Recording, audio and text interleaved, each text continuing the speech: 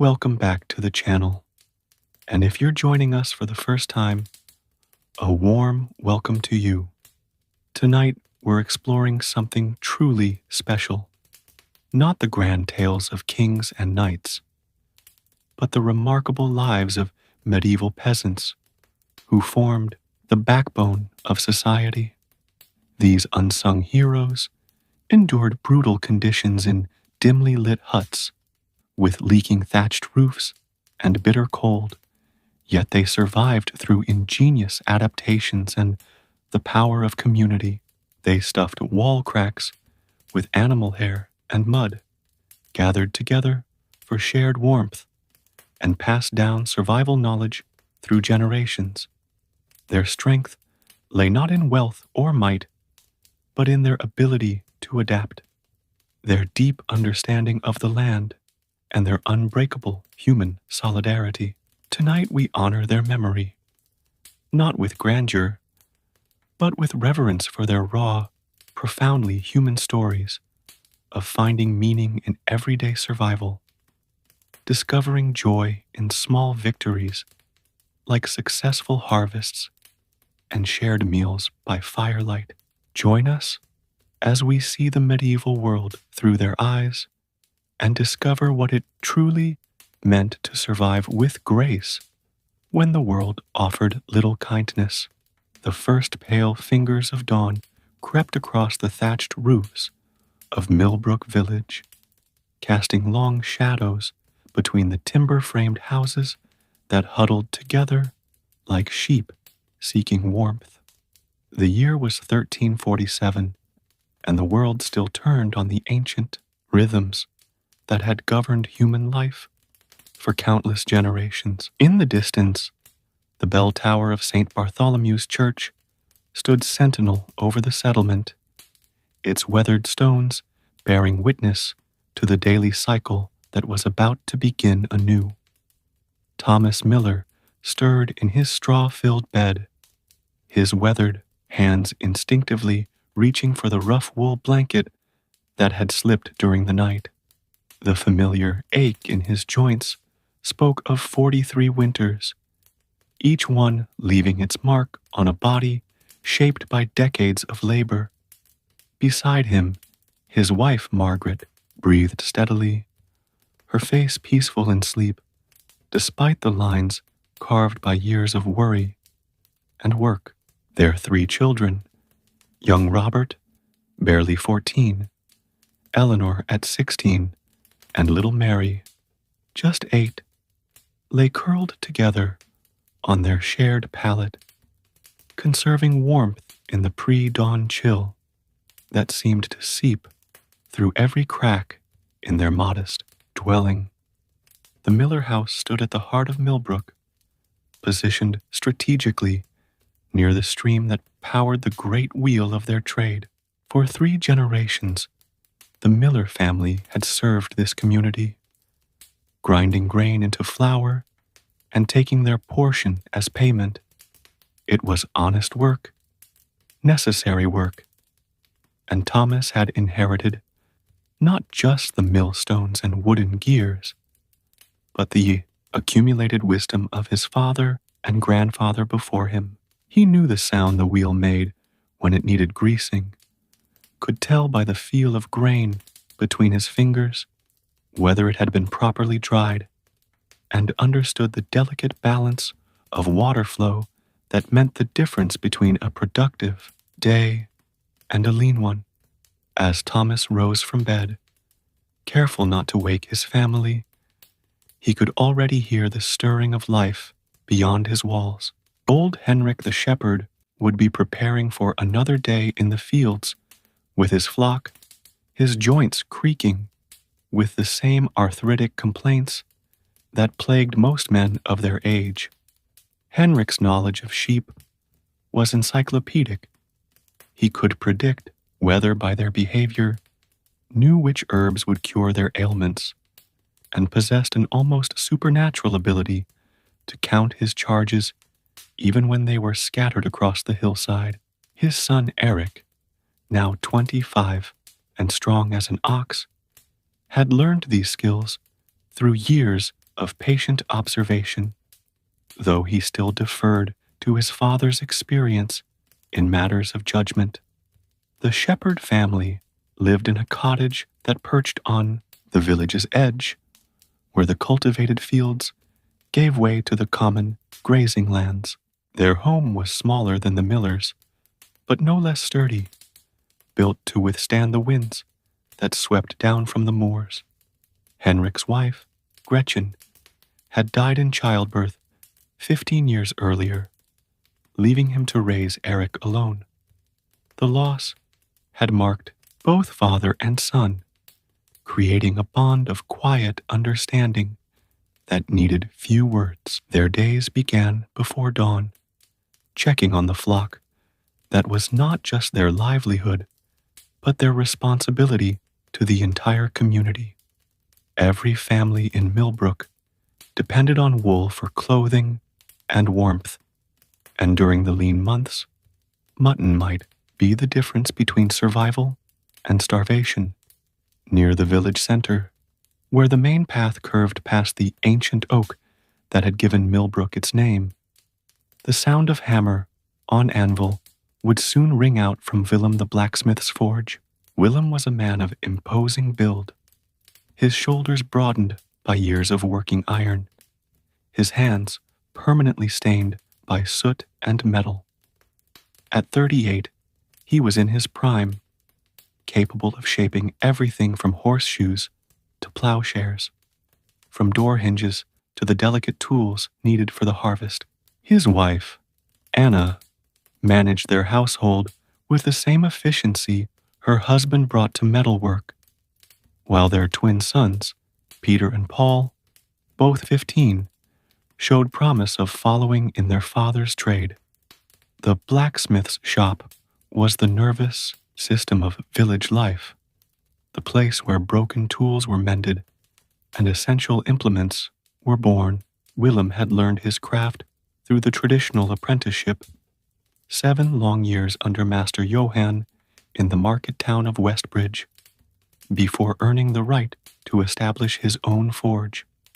He had chosen Millbrook not for its size.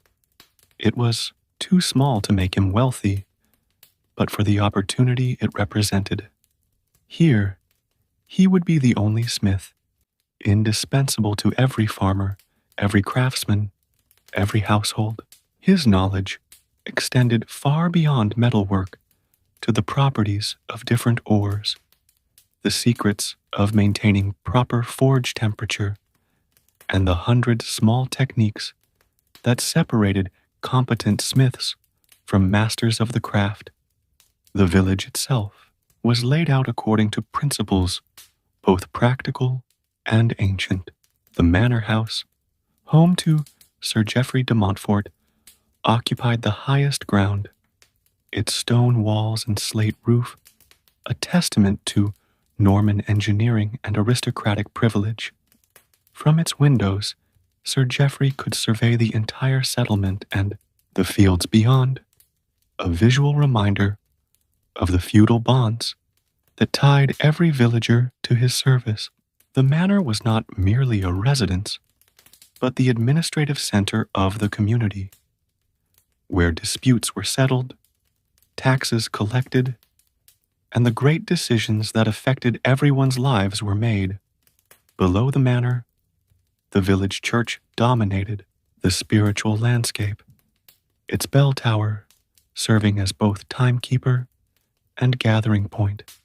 Father Benedict, a man of middle years whose scholarly learning was matched by genuine care for his flock, conducted services that marked the rhythm of the Iaward week and sanctified the passages of life, birth, marriage, and death. The church was more than a place of worship. It was the village's library, school, and sanctuary, where precious manuscripts were kept and where children learned their letters if they were fortunate enough to be chosen for such education. The common fields stretched beyond the village proper, divided into long strips according to traditions so old that no one remembered their origin. Each family held rights to certain strips, scattered throughout the different fields, in a system that ensured both fair distribution of good and poor soil, and mutual cooperation in planting and harvesting. The three-field system governed the agricultural year. One field planted with winter wheat, another with spring crops like barley and oats, and the third left fallow to recover its strength. This rotation had sustained the community for generations, and every farmer understood his place within it. The mill stood where the stream curved closest to the village, its great wheel turning steadily whenever water levels permitted. Thomas knew every timber and stone of the structure, had helped his father repair and maintain it, and would pass this knowledge to his son Robert in turn. The mill was more than a building. It was a compact between the community and the forces of nature, harnessing the power of flowing water to transform grain into sustenance. During harvest season, there would be lines of farmers waiting their turn, sacks of grain stacked like golden treasure, the air thick with flour dust and the sound of grinding stones. Daily life in Millbrook followed patterns established over centuries. The church bells marked the canonical hours: matins before dawn, prime at sunrise, terce at mid-morning, sext at noon, none in mid-afternoon, vespers at sunset, and compline before sleep. Most villagers couldn't read the position of the sun with such precision, but they felt the rhythm in their bones, knew when it was time to begin work, time to eat, time to rest. These were not arbitrary divisions, but reflections of the natural order, the way human life aligned itself with the cycles of light and darkness, labor and rest. The social hierarchy of Millbrook was both rigid and fluid, defined by birth and circumstances, but subject to the practical necessities of survival. At the apex stood Sir Geoffrey, whose authority derived from his noble blood and his grant of land from the king. Below him were the free peasants, like Thomas Miller, who owned their skills and their tools, and paid rent rather than labor service for their holdings. The villains formed the largest group, bound to the land, but possessing certain rights and protections, their labor obligations clearly defined by custom and law. At the bottom were the cotters and laborers, who owned little more than their strong backs and willingness to work. Yet this hierarchy was complicated by the realities of expertise and necessity. Willem the blacksmith, though born a villain, commanded respect that transcended his legal status because his skills were irreplaceable. Father Benedict, despite his humble origins, wielded moral authority that even Sir Geoffrey acknowledged. Old Henrik might be bound to the land, but his knowledge of weather and livestock made him an informal advisor to everyone from fellow shepherds to the manor's reeve. In a community where survival depended on cooperation, wisdom and skill could elevation a person's standing regardless of the circumstances of their birth. The seasonal cycles that governed agricultural life also shaped the social calendar.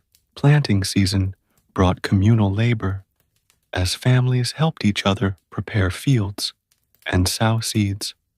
Summer was a time of cultivation and maintenance, when fences were mended, tools were sharpened, and the endless battle against weeds was fought. Harvest season transformed the entire village into a unified workforce, with every able-bodied person contributing to the race against weather and time. Winter, when fieldwork was impossible, became the season of indoor crafts, storytelling, and the deep human bonds that made survival possible during the darkest months. Traditional knowledge flowed through Millbrook like an underground river, carried in the memory of elders and passed down through demonstration rather than books. Margaret Miller knew which herbs would reduce fever and which would ease childbirth, knowledge inherited from her mother and grandmother, stretching back through generations of village midwives. Henrik could predict weather patterns days in advance by observing cloud formations and animal behavior. Understanding accumulated through decades of watching the sky. Willem possessed not just the mechanical skills of smithing, but the deeper wisdom of metallurgy, the knowledge of which types of iron would hold an edge and which would bend without breaking. This accumulated wisdom was the village's true treasure, more valuable than the modest stores of grain and silver that represented their material wealth. Every successful technique for preserving food, every effective remedy for common ailments, every innovation in tool design or agricultural practice represented generations of trial and error, observation and refinement. The knowledge was held collectively, shared freely within the community, because everyone understood that individual survival depended on group prosperity. The children of Millbrook absorbed this knowledge through observation and participation, learning by watching their parents and gradually taking on more responsibility as they matured. Young Robert Miller had been grinding grain under his father's supervision since he was 10, his small hands learning to feel the texture of properly milled flour. Eleanor helped her mother with the endless tasks of household management, mastering the complex skills needed to transform raw ingredients into nourishing meals, to preserve the summer's abundance for winter consumption, to create and maintain the textiles that clothed the family. As the sun climbed higher on this particular morning in 1347, the village awakened to what seemed like another ordinary day. Thomas Miller made his way to the mill, checking the water level and examining the mechanism that would determine his family's prosperity. Henrik gathered his flock, counting each sheep with the practiced eye of a man whose livelihood depended on their safety.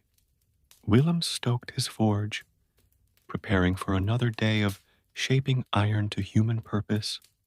In the manor house, Sir Geoffrey broke his fast while contemplating the management of his lands. In the church, Father Benedict prepared for morning prayers, his thoughts turning to the spiritual needs of his congregation. None of them could have imagined that this rhythm, ancient and seemingly eternal, was about to be shattered by forces beyond their understanding or control.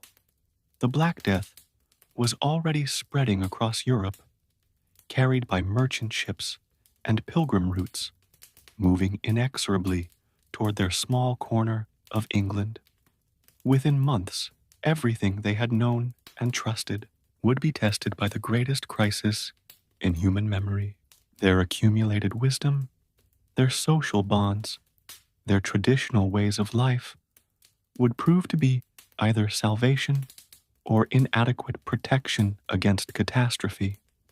But for now, in the gentle light of dawn, Millbrook Village awakened to the familiar tasks and relationships that had sustained human communities for countless generations. The mill wheel turned, the sheep grazed, the forge glowed with carefully tended fire, and the church bells marked another day in the endless cycle of seasons. The foundation of survival, built slowly over generations, seemed as permanent as the ancient oak that gave the village its name. Soon, that foundation would be tested as never before, and the true strength of traditional wisdom would be revealed in the crucible of crisis. Margaret Miller rose shortly after her husband, her movements practiced and economical in the pre-dawn darkness. She knew every floorboard of their home, every beam and corner, and could navigate without disturbing the sleeping children. Her first task was always the hearth, coaxing life from the banked coals that had smoldered through the night. Fire was precious in their world, not easily replaced, and maintaining it was both art and necessity. She added kindling with careful precision, watching the flames catch and spread, feeling the first welcome warmth begin to push back the morning chill. The hearth was the heart of the Miller household, but it was more than a source of heat and light. It was where Margaret performed the daily alchemy that transformed raw ingredients into sustenance for her family. Her knowledge of cooking was vast and practical, accumulated through years of feeding a household on whatever the seasons provided. She knew how to stretch a small amount of meat into a nourishing stew, how to bake bread that would remain edible for days, how to preserve vegetables through the winter months when fresh food became scarce. Her shelves held the tools of this culinary craft: wooden spoons worn smooth by use, clay pots of various sizes, iron trivets for supporting vessels over the fire, and the precious spice box that held the small quantities of salt, pepper, and dried herbs that made simple foods palatable. Each item had its purpose and its proper place, and Margaret could find what she needed even in darkness. This organization was not mere tidiness, but survival strategy, born from understanding that efficiency in the kitchen meant the difference between a family well fed and one that went hungry. As the flames grew stronger, Margaret began preparing the morning meal. Porridge was the foundation of most breakfasts, made from whatever grain was available: oats when they were plentiful, barley when the wheat stores ran low, sometimes mixed with dried peas or beans to make the meal more substantial. She measured the grain by feel rather than formal measurement, her hands knowing exactly how much would feed 5 people without waste. Water came from the well they shared with their neighbors, drawn fresh each morning in wooden buckets that were themselves small marvels of cooperage. Their staves fitted so precisely that they held water without iron hoops. The preparation of this simple meal revealed layers of accumulated knowledge that extended far beyond cooking. Margaret understood which grains stored best and how to detect spoilage before it became dangerous. She knew that certain combinations of ingredients provided better nutrition than others, though she would not have used such modern terminology. Her awareness was practical and immediate. She could see when her children were thriving and when they needed different foods to maintain their health and energy. While the porridge cooked, sending its familiar aroma through the house, Margaret's thoughts turned to the day's other tasks. There was bread to bake, a process that began the night before with the preparation of dough and continued through careful management of fermentation and timing. The bread oven, shared with several neighboring families, would be fired in the afternoon, and each household had its appointed time. Margaret's bread was known throughout the village for its flavor and keeping quality, skills she had learned from her own mother and refined through years of experience. The children began to stir as the smell of cooking food filled the air. Little Mary, the youngest, was first to appear, rubbing her eyes and seeking the warmth of the hearth. At 8 years old, she was already learning the basic skills that would serve her throughout life. She could tend the fire without burning herself, fetch water from the well without spilling more than a reasonable amount, and help with simple food preparation under her mother's watchful eye. These were not burdens imposed upon a child, but the natural progression of learning that characterized medieval childhood. Eleanor, at 16, was approaching the threshold of adult responsibility. She moved through the morning routine with the competence of someone who had mastered most household skills. Her knowledge of textile production was particularly advanced, from the initial processing of wool and flax to the final creation of finished cloth. She could spin thread of consistent quality, operate the complex mechanisms of the loom, and execute the intricate patterns that distinguished fine cloth from mere utility fabric. These skills represented years of training and practice, and they would be essential to her future household's prosperity. Young Robert, 14 and eager to prove his manhood, was already dressed and ready to accompany his father to the mill. The transition from childhood to adult responsibility was gradual but inexorable in medieval society. Robert had been learning his father's trade for several years, starting with simple tasks like cleaning grain and maintaining the mill's wooden machinery. Now, he was trusted with more complex responsibilities, though always under Thomas's supervision.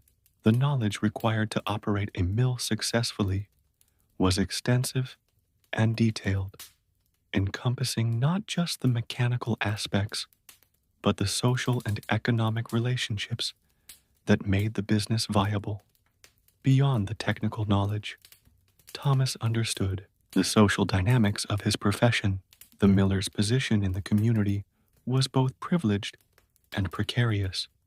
He provided an essential service that no individual household could duplicate, but he was also viewed with some suspicion because his livelihood depended on taking a portion of every farmer's grain.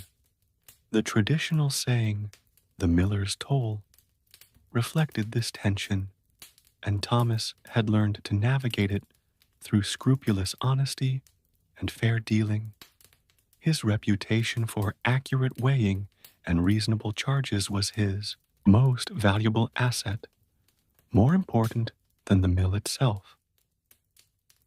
As father and son made their way to the mill in the growing light, they passed Henrik and Eric preparing for another day with their flock. The shepherd family's routine began even earlier than that of the millers, for sheep required constant attention and care.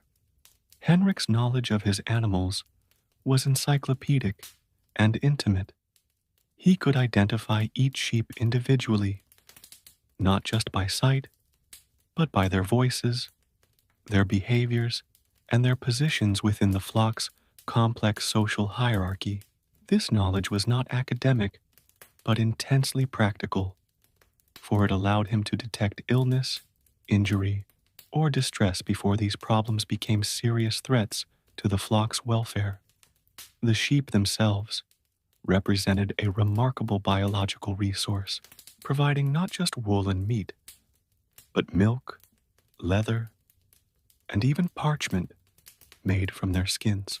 Every part of the animal had value, and the shepherd's art lay in maximizing that value while maintaining the flock's health and productivity.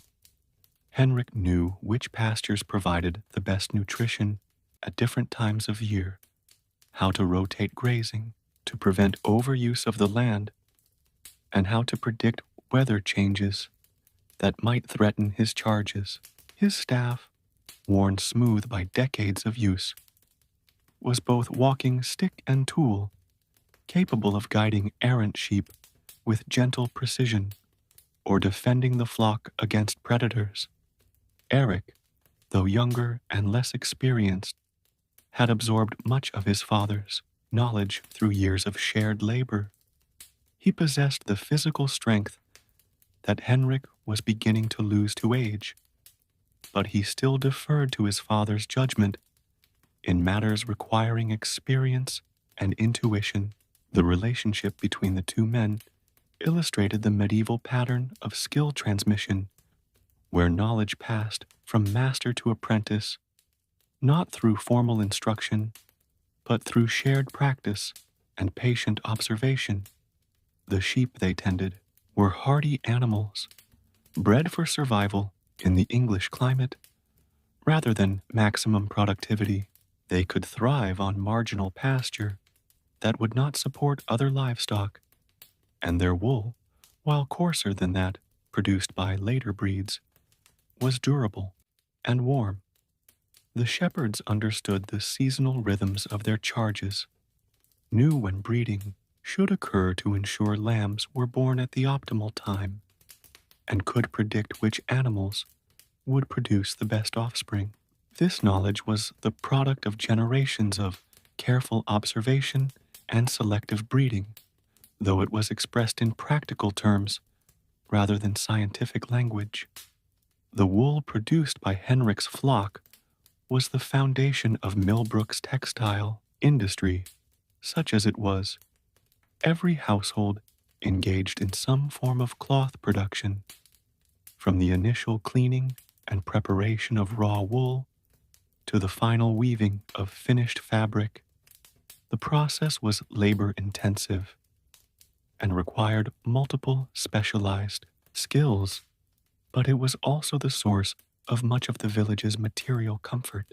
Good cloth meant warm clothing in winter, sturdy work garments for daily labor, and trade goods that could be exchanged for items the village could not produce locally.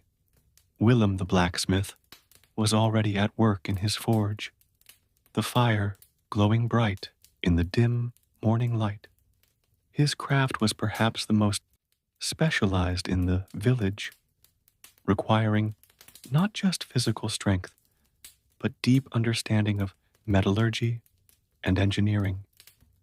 The transformation of raw iron into useful tools was a process that seemed magical to those who did not understand it, and Willem guarded his professional secrets carefully. His knowledge had been earned through years of apprenticeship and practice, and it represented his family's security in an uncertain world. The forge itself was a carefully constructed facility designed to reach and maintain the high temperatures necessary for working iron. The bellows, operated by his sons, provided the controlled airflow that kept the fire burning hot and clean. The anvil, a massive block of iron, provided the unyielding surface against which red-hot metal could be shaped. The array of hammers, tongs, and other tools represented decades of accumulation and refinement, each implement chosen for specific tasks and maintained with religious care. Willem's understanding of iron extended far beyond the simple heating and hammering that casual observers might notice.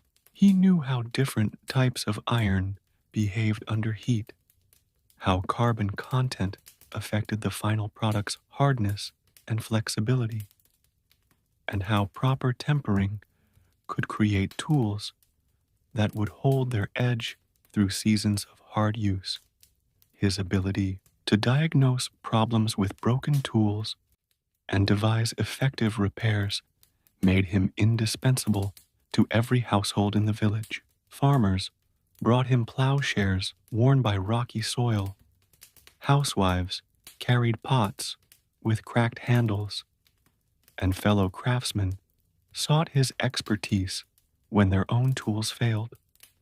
The relationship between the blacksmith and the rest of the community was symbiotic and essential. Willem depended on the farmers for food, the shepherds for wool, and the miller for grain, but they all depended on him for the iron tools that made their own work possible. This interdependence was characteristic of medieval village life, where specialization had progressed far enough to create distinct crafts, but not so far as to make any individual or family completely self-sufficient. Anna, Willem's wife, managed their household with the same systematic approach her husband brought to metalwork. She understood the rhythms of the forge, knew when Willem would be too absorbed in his work to notice meal times, and could judge the success of his projects by the sounds emanating from the workshop. Her own skills were formidable, encompassing not just cooking and textile work, but the complex task of managing a household that served as both residence and business center. The twins, Peter and Paul, were learning their father's trade through the traditional apprenticeship system, though they remained within the family rather than being sent to study under a master in another town. At 15, they were old enough to handle the heavy work of maintaining the forge fire and operating the bellows, but they still lacked the experience and judgment necessary for the more delicate aspects of smithing. Their training would continue for several more years, and not both might ultimately choose to follow their father's profession. The village could not support two blacksmiths, and medieval economics often forced younger sons to seek their fortunes elsewhere or learn in different trades. The manor house, visible from every part of the village, represented a different kind of knowledge and authority. Sir Geoffrey de Montfort was not just the local lord, but the repository of legal knowledge and administrative experience that kept the community functioning as a political entity. His understanding of feudal law, tax obligations, and relationships with higher authorities was essential to the village's survival in a complex political landscape. The manor was not just a residence, but a court, treasury, and administrative center rolled into one. Sir Geoffrey's morning routine included consultation with his reeve, the elected representative of the village peasants, who served as intermediary between lord and tenants. The reeve, currently a man named Edmund, who had held the position for 5 years, possessed detailed knowledge of every household's circumstances, capabilities, and obligations.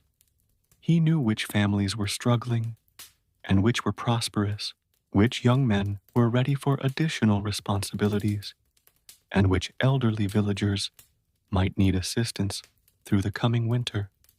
The legal and administrative knowledge concentrated in the manor house was as crucial to survival as the practical skills of farming and crafts. Medieval society operated according to complex systems of rights and obligations that had developed over centuries. Every villager understood their place in this system, but few possessed the literacy and legal training necessary to navigate its more complex aspects. Sir Geoffrey's education, while focused on military and administrative matters rather than scholarship, equipped him to deal with royal officials, settle disputes according to established law, and manage the economic relationships that kept the village connected to the broader world. Father Benedict, preparing for morning prayers in the church, represented yet another kind of knowledge and authority. His literacy was unusual in a world where most people could neither read nor write, and his small library of religious texts was a treasure beyond price. But his influence extended far beyond the spiritual realm. The church served as the village's record keeper, its school, and its source of broader knowledge about the world beyond Millbrook's boundaries. Father Benedict's education had included not just theology, but practical knowledge of medicine, astronomy, and natural philosophy. The church building itself was the most sophisticated structure in the village, its stone construction representing techniques and knowledge that local craftsmen could not duplicate. The building had been erected generations earlier by traveling masons who possessed specialized knowledge of engineering and construction. Its survival through decades of weather and use testified to the skill of its builders and the wisdom of investing in permanent structures that could serve multiple generations. The daily service that Father Benedict conducted served multiple purposes beyond the obvious religious ones. It provided a daily gathering point where information could be shared and community decisions discussed. The church calendar marked the passage of time and provided the framework for both religious observance and secular activities. The moral authority of the church helped maintain social cohesion and provided mechanisms for resolving disputes that might otherwise tear the community apart. The village's common fields represented another form of collective knowledge, embodying centuries of experience in agricultural management. The three-field system was not an arbitrary division, but a sophisticated approach to maintaining soil fertility while maximizing production. The rotation of crops, the allocation of strips to different families, and the coordination of planting and harvesting schedules required constant cooperation and shared understanding of agricultural principles. Each field told a story of accumulated wisdom about soil, weather, and plant growth. The villagers knew which areas were best suited for wheat, which thrived with barley, and which needed to lie fallow to recover their strength. They understood the importance of timing in planting and harvesting, could predict weather patterns with reasonable accuracy, and had developed techniques for maximizing yields, even in difficult years. This knowledge was not written in books, but embedded in daily practice and passed down through generations of shared experience. The seasonal rhythms that governed agricultural life also shaped every other aspect of village society. Winter was the time for indoor crafts and repair work, when the tools and equipment used during the growing season were maintained and improved. During these long, dark months, families gathered around their hearths, while women spun wool into thread, and men carved new tool handles or repaired leather goods. Children learned songs and stories that carried the wisdom of previous generations, embedding practical knowledge within entertainment. The elderly shared their accumulated understanding of weather patterns, crop rotation, and animal behavior, their memories serving as the village's living library of survival techniques. Spring brought the urgent tasks of planting and the hope that another year's survival was possible. The entire community mobilized for the critical work of field preparation, with families sharing draft animals and coordinating their efforts to ensure that planting occurred at the optimal time. The knowledge required for successful spring work was extensive and precise. Farmers had to judge soil conditions by feel and appearance, determine the proper depth for different seeds, and coordinate their individual efforts with the complex requirements of the three-field system.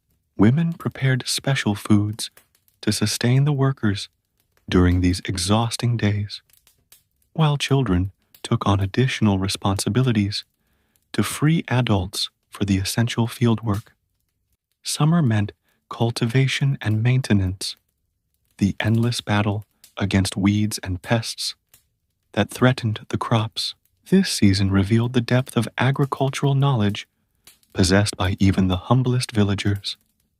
They understood which plants competed most aggressively with their crops, could identify beneficial insects that controlled harmful ones, and knew how to time their cultivation activities to maximize effectiveness while minimizing damage to growing plants.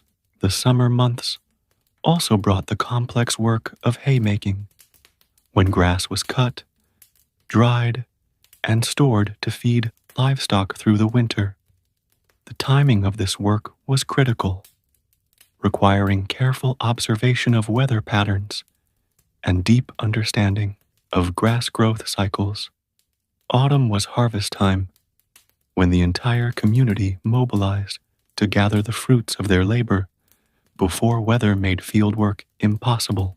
The harvest represented the culmination of the agricultural year, and the moment when the community's survival for the coming winter was determined.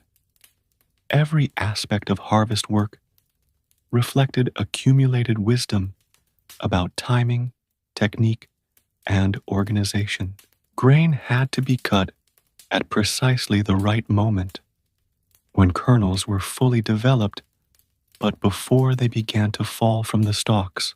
The cut grain required careful handling to minimize losses, and the threshing process demanded knowledge of how to separate grain from chaff efficiently while preserving quality.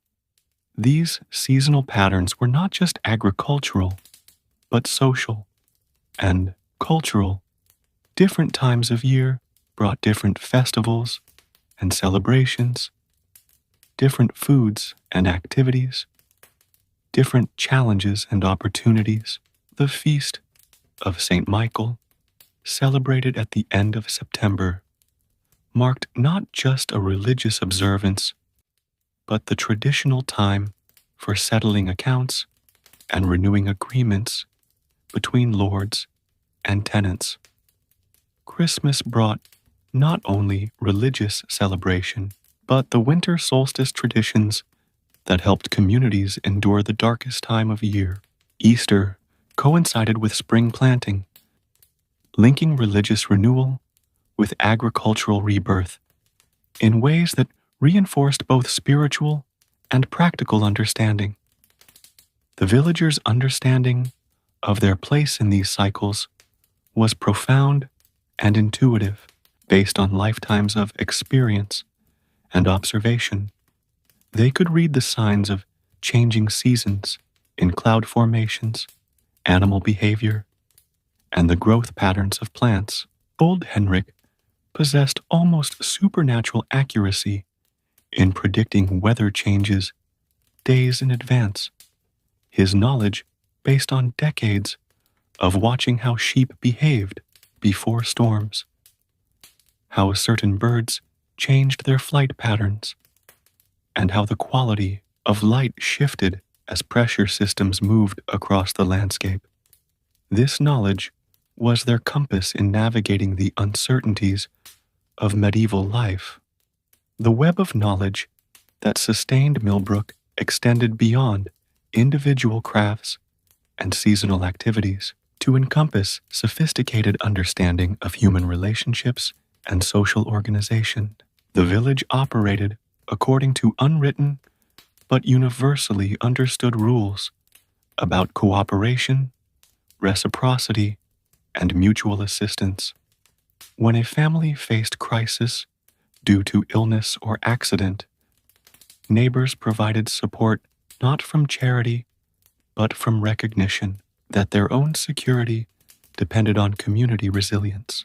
This social knowledge was as crucial for survival as technical skills, for medieval life was far too precarious for any family to survive in isolation. The marriage customs of the village reflected deep understanding of both biological and social requirements for community continuity. Marriages were arranged not just to satisfy individual desires, but to create alliances between families, combine complementary skills and resources, and ensure that essential knowledge would be passed to the next generation. Eleanor Miller's approaching marriageable age was already a subject of discussion between her parents and other village families, not because her own wishes were irrelevant, but because the decision would affect the entire community's future stability. The apprenticeship system that governed the transmission of specialized skills represented another form of social knowledge about human development and learning. Young people learned not through formal schooling, but through gradual immersion in adult work, beginning with simple tasks and gradually taking on greater responsibility as their competence grew.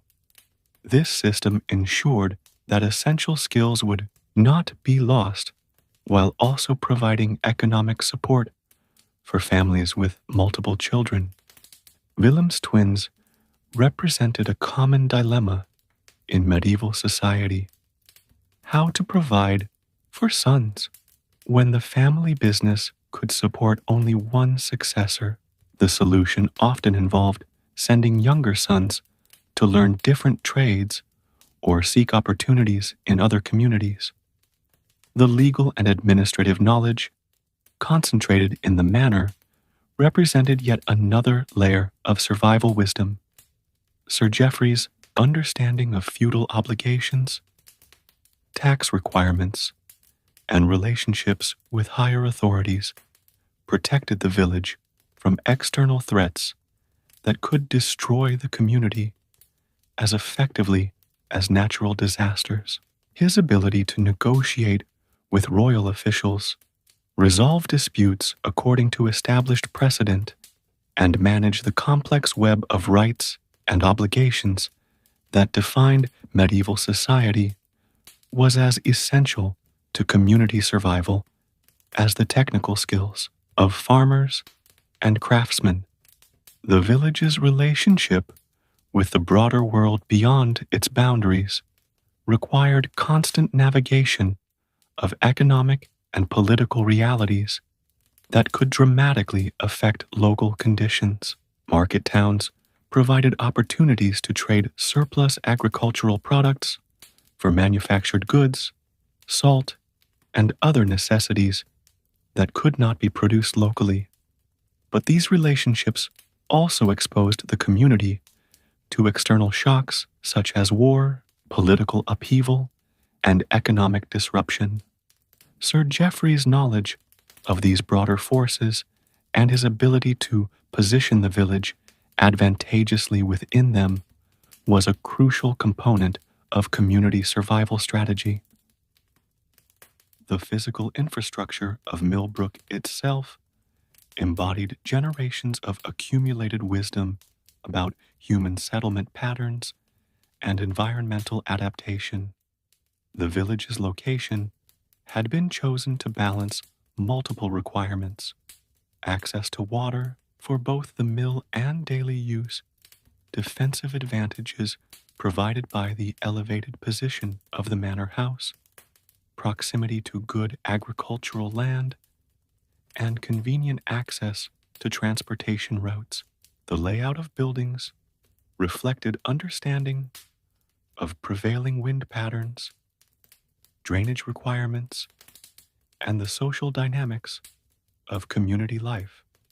The construction techniques used throughout the village represented sophisticated understanding of available materials and environmental challenges. timber-framed buildings with wattle and daub walls provided excellent insulation while using materials that could be obtained and worked locally.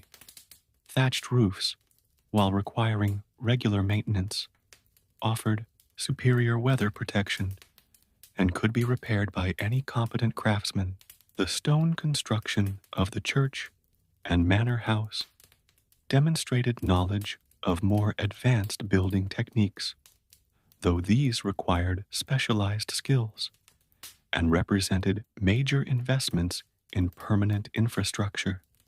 The village's water management systems reflected deep understanding of hydrology and public health, though the scientific principles underlying these practices were not explicitly understood.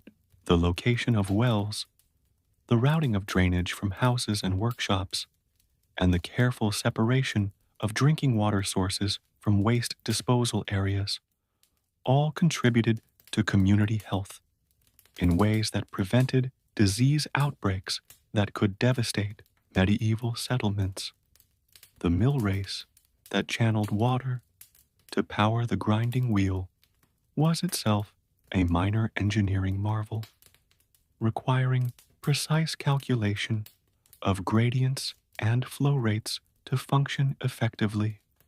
Food preservation and storage techniques represented another crucial area of traditional knowledge that would prove essential during times of crisis. Every household possessed detailed understanding of how to preserve meat through salting and smoking, how to store grain to prevent spoilage and pest damage, and how to maintain vegetable supplies throughout the winter months.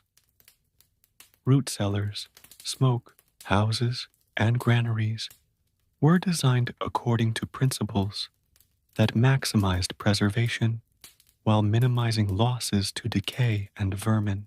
These techniques, refined over generations of trial and error, represented the difference between survival and starvation during difficult periods. The medicinal knowledge possessed by village women was extensive and sophisticated, based on centuries of observation and experimentation with local plants and traditional remedies. Margaret Miller's understanding of herbs and their applications was typical of medieval housewives, who served as the primary healthcare providers for their families and communities. She knew which plants could reduce fever, ease childbirth, treat wounds, and alleviate common ailments.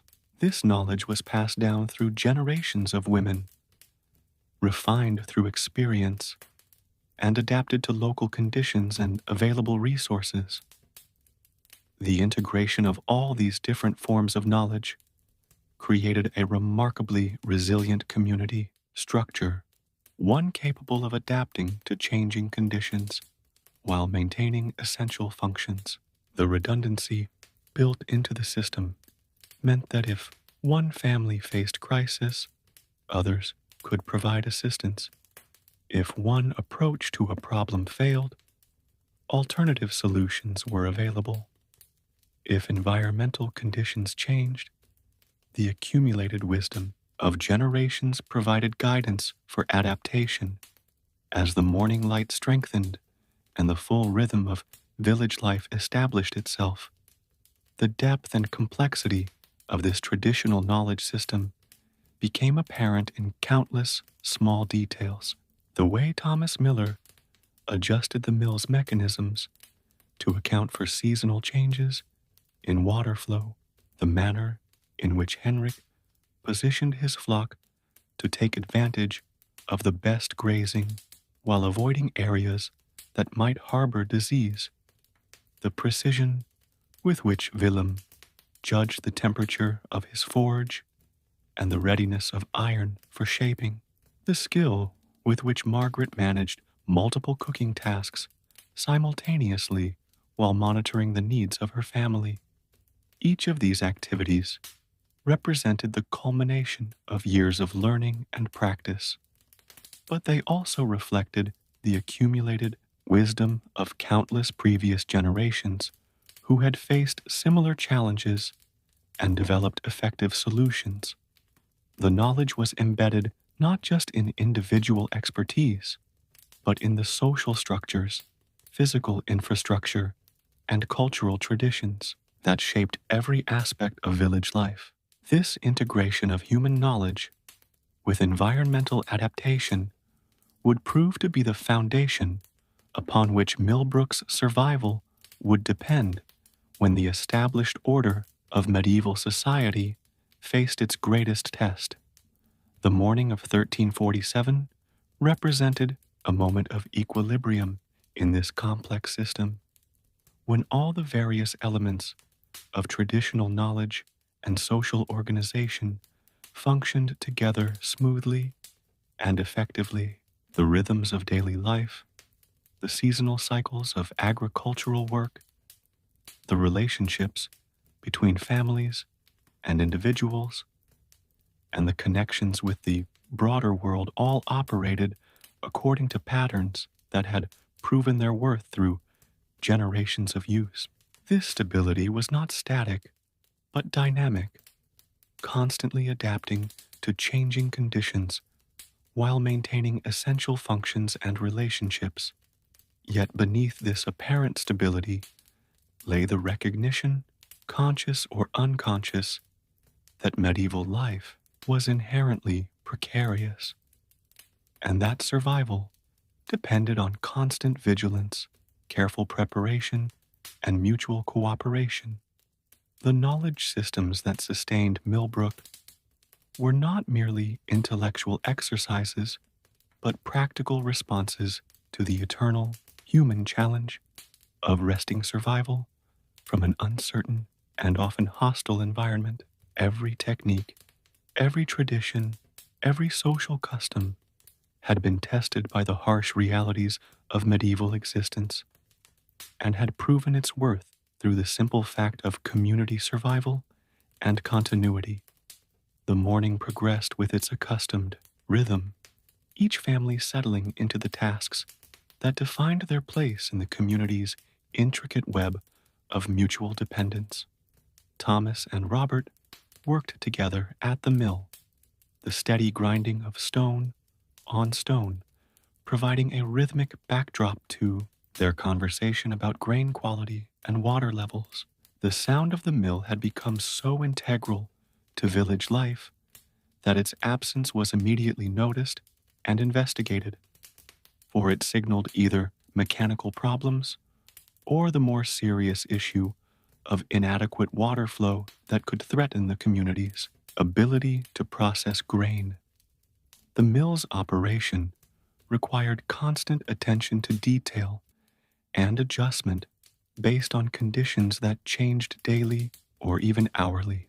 Thomas had learned to judge the optimal speed for grinding different types of grain, understanding that wheat required different treatment than barley or oats. Too fast, and the grain would be ground too fine, creating flour that would not bake properly. Too slow, and the process became inefficient, backing up the queue of farmers waiting to have their grain processed. The quality of the final product depended not just on the mechanical operation of the stones, but on Thomas's ability to read the grain itself, judging its moisture content, cleanliness, and the presence of foreign materials that could damage the grinding surfaces. Robert's education in these subtleties was ongoing and intensive. His father taught him to recognize the different sounds the mill made under various conditions, to feel the vibrations that indicated proper operation or developing problems, and to judge the quality of flour by its texture, color, and smell. These skills could not be learned from books, even if books had been available, but required years of hands-on experience under the guidance of a master miller. The knowledge was as much tactile and auditory as visual, involving senses that were refined through constant use and attention. Henrik and Eric moved through the fields with their flock, the sheep following paths worn by generations of their predecessors. The relationship between shepherds and their animals was complex and multifaceted, involving not just practical management, but deep understanding of animal psychology and behavior. Henrik could identify individual sheep not just by their appearance, but by their personalities, their positions within the flock's social hierarchy, and their individual quirks and tendencies. This intimate knowledge allowed him to predict which animals might stray, which were likely to fall ill, and which would produce the best offspring. The grazing patterns of the flock reflected sophisticated understanding of pasture management and environmental stewardship. Henrik knew which areas could sustain intensive grazing and which needed time to recover, how different weather conditions affected grass growth and nutritional content, and how to move the flock to take advantage of seasonal changes in vegetation. His staff was not just a walking stick, but a tool for guiding sheep with precision, capable of redirecting a wandering animal or signaling commands that the flock understood through long association. Eric's role in this partnership was evolving as he matured and gained experience. He possessed the physical strength and stamina that his aging father was beginning to lose, but he still deferred to Henrik's superior knowledge and judgment in complex situations. The transfer of expertise from father to son was gradual and organic, occurring through shared experience rather than formal instruction.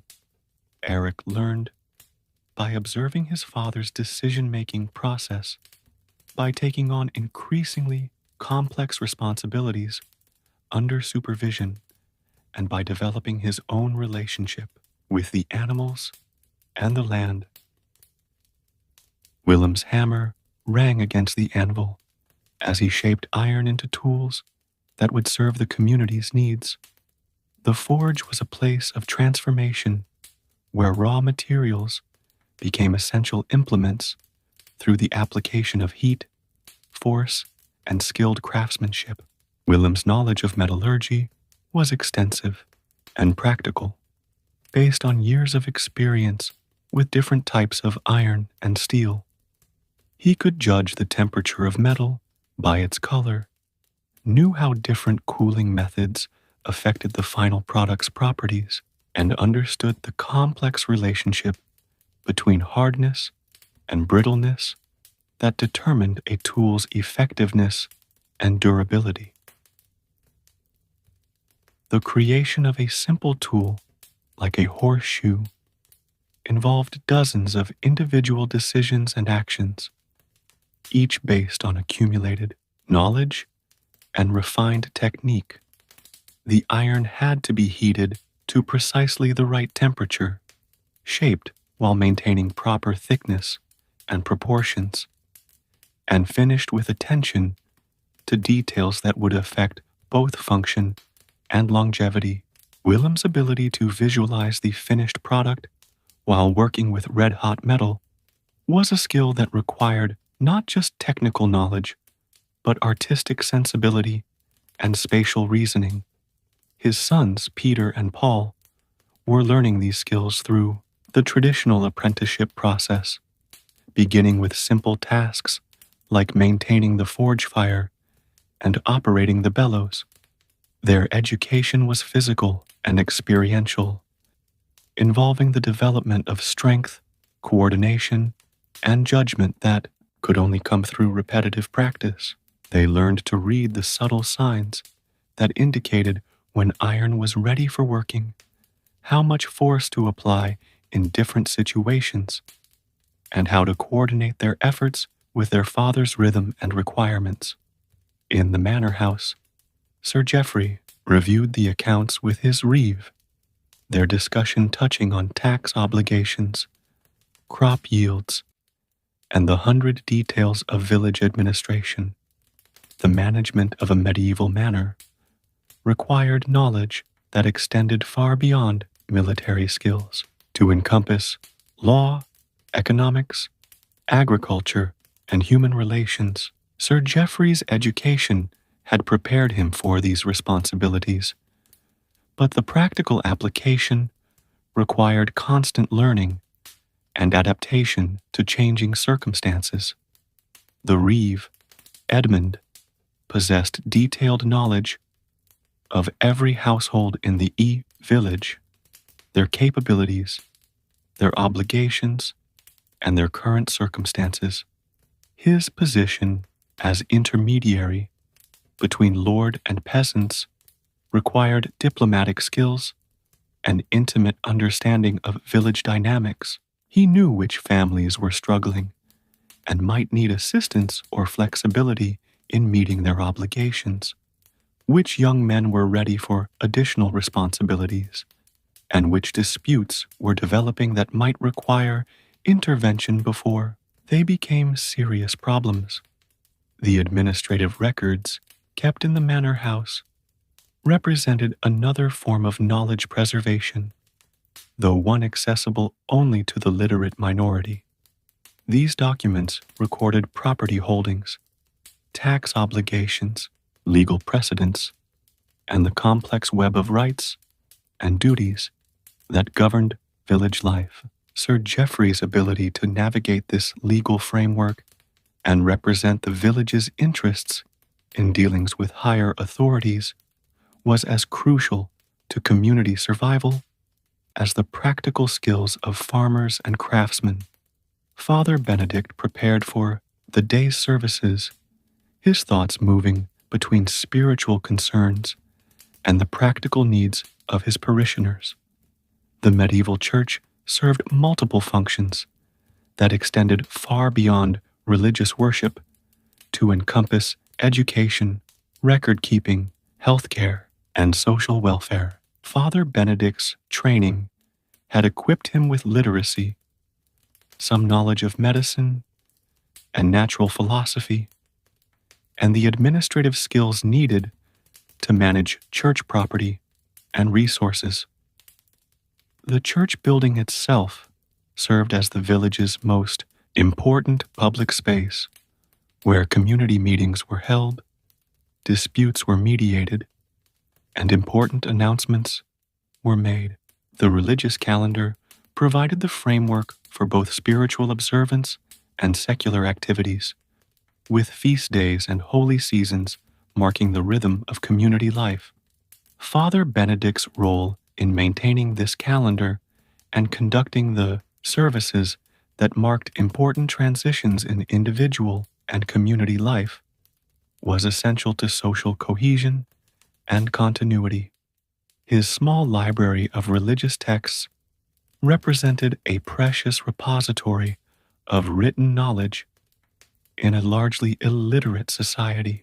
These books contained not just theological wisdom, but practical information about medicine, agriculture, and natural phenomena.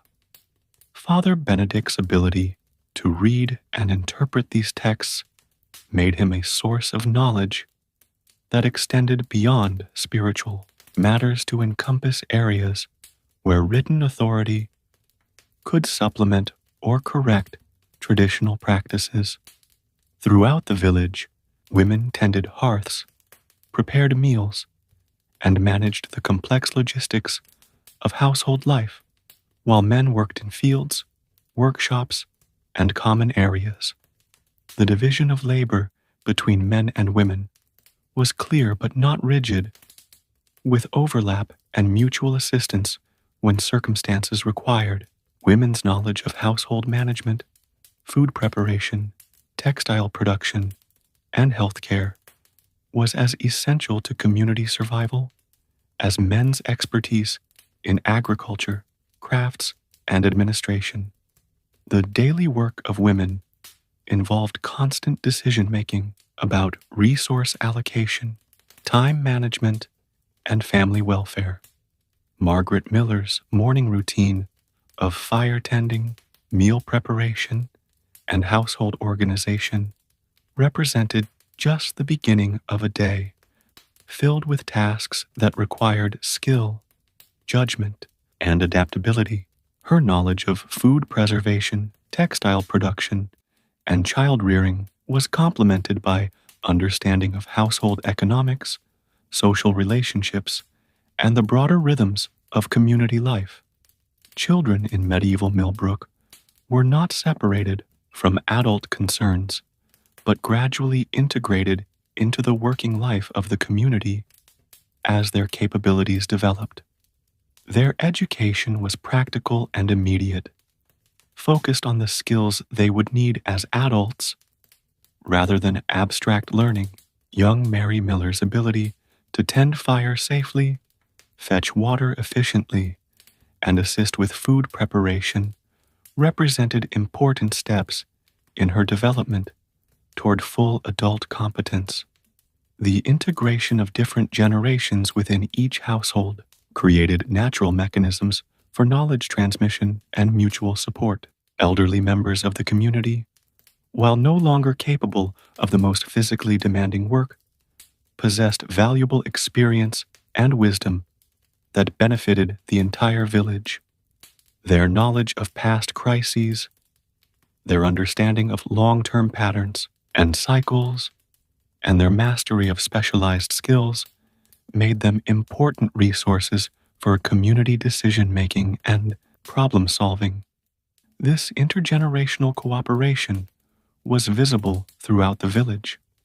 As the morning routine established itself, young people learned from their elders while providing the physical strength and energy that kept essential work moving forward.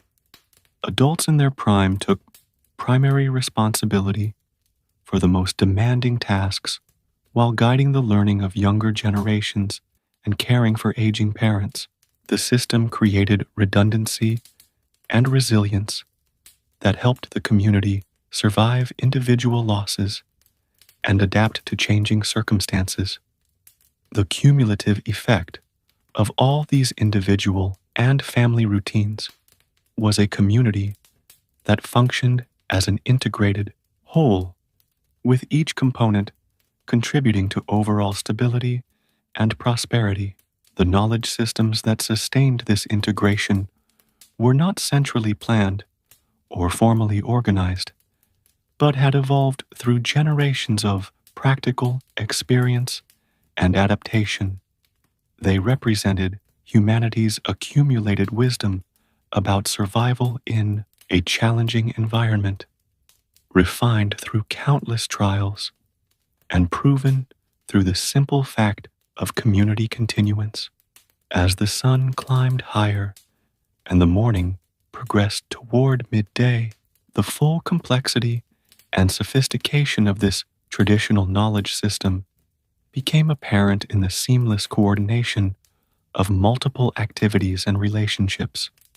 The village operated like a well-tuned instrument, with each individual and family playing their part in a larger symphony of survival and prosperity. This harmony was not accidental, but the result of generations of learning, adaptation, and refinement that had created a remarkably resilient and effective form of human organization. The foundation of survival that sustained Millbrook was not just a collection of individual skills and techniques, but an integrated system of knowledge, relationships, and practices that had been tested by time and proven through experience. This foundation would soon face its greatest test as forces beyond the village's control threatened to destroy everything that generations of accumulated wisdom had built. But for now, in the gentle light of a spring morning in 1347, that foundation seemed as permanent and reliable as the ancient stones of the church and the steady turning of the mill wheel. This was the world as it had always been, the world as it seemed it would always be, built on foundations of knowledge and tradition that seemed as permanent as the hills that surrounded Millbrook. Every person in the village possessed skills and understanding that had been refined over generations, and together they formed a community capable of surviving and even thriving in a world that offered few guarantees. Their accumulated wisdom, embedded in daily practices and seasonal rhythms, in social relationships and traditional crafts, would prove to be their most valuable inheritance when the old world collapsed and a new one struggled to be born from its ashes. Fruit preservation presented unique challenges due to fruit's high water content and natural sugar levels that promoted rapid spoilage. Peasant families developed multiple approaches to fruit preservation, including drying, fermentation, and storage techniques that extended the availability of fruit nutrition throughout the years. Apple storage required careful selection of unblemished fruit, proper storage container preparation, and regular inspection routines that prevented spoilage from spreading throughout stored supplies. Fruit drying techniques involved understanding optimal environmental conditions, proper preparation methods, and storage procedures that maintained nutritional value while preventing insect infestation and mold growth. Families constructed drying areas that provided proper air circulation while protecting fruits from rain and excessive humidity. They understood which fruits were suitable for drying, how to prepare them for optimal preservation, and how to store dried fruits to maintain quality over extended periods. The fermentation of fruits into wines, meads, and other alcoholic beverages served multiple purposes beyond simple preservation. These fermented beverages provided caloric nutrition, served medicinal purposes, and created products that could be traded or sold for additional family income. The fermentation process required understanding of yeast cultivation, sugar content management, and storage techniques that produced safe, flavorful beverages while preventing harmful fermentation that could create dangerous products. Grain storage represented perhaps the most critical preservation challenge facing peasant families, as grains formed the foundation of the medieval diet, and grain spoilage could mean family starvation. Families constructed granaries using techniques designed to keep grain dry, protect it from rodent and insect damage, and allow for proper ventilation that prevented mold and mildew growth. These storage systems incorporated understanding of moisture management, pest control, and structural design that created environments suitable for long-term grain preservation. The construction of grain storage facilities required sophisticated understanding of materials, science, and environmental control. Storage containers were often made from ceramic materials, sealed with beeswax, or constructed from wood, treated with natural preservatives, and lined with aromatic herbs that repelled insects. Families understood that even small amounts of moisture could ruin entire winter food supplies, so grain storage areas were carefully constructed with proper drainage, ventilation, and moisture barriers. In medieval peasant households, clothing represented one of the largest investments families would make, requiring careful management throughout every stage of a garment's life cycle.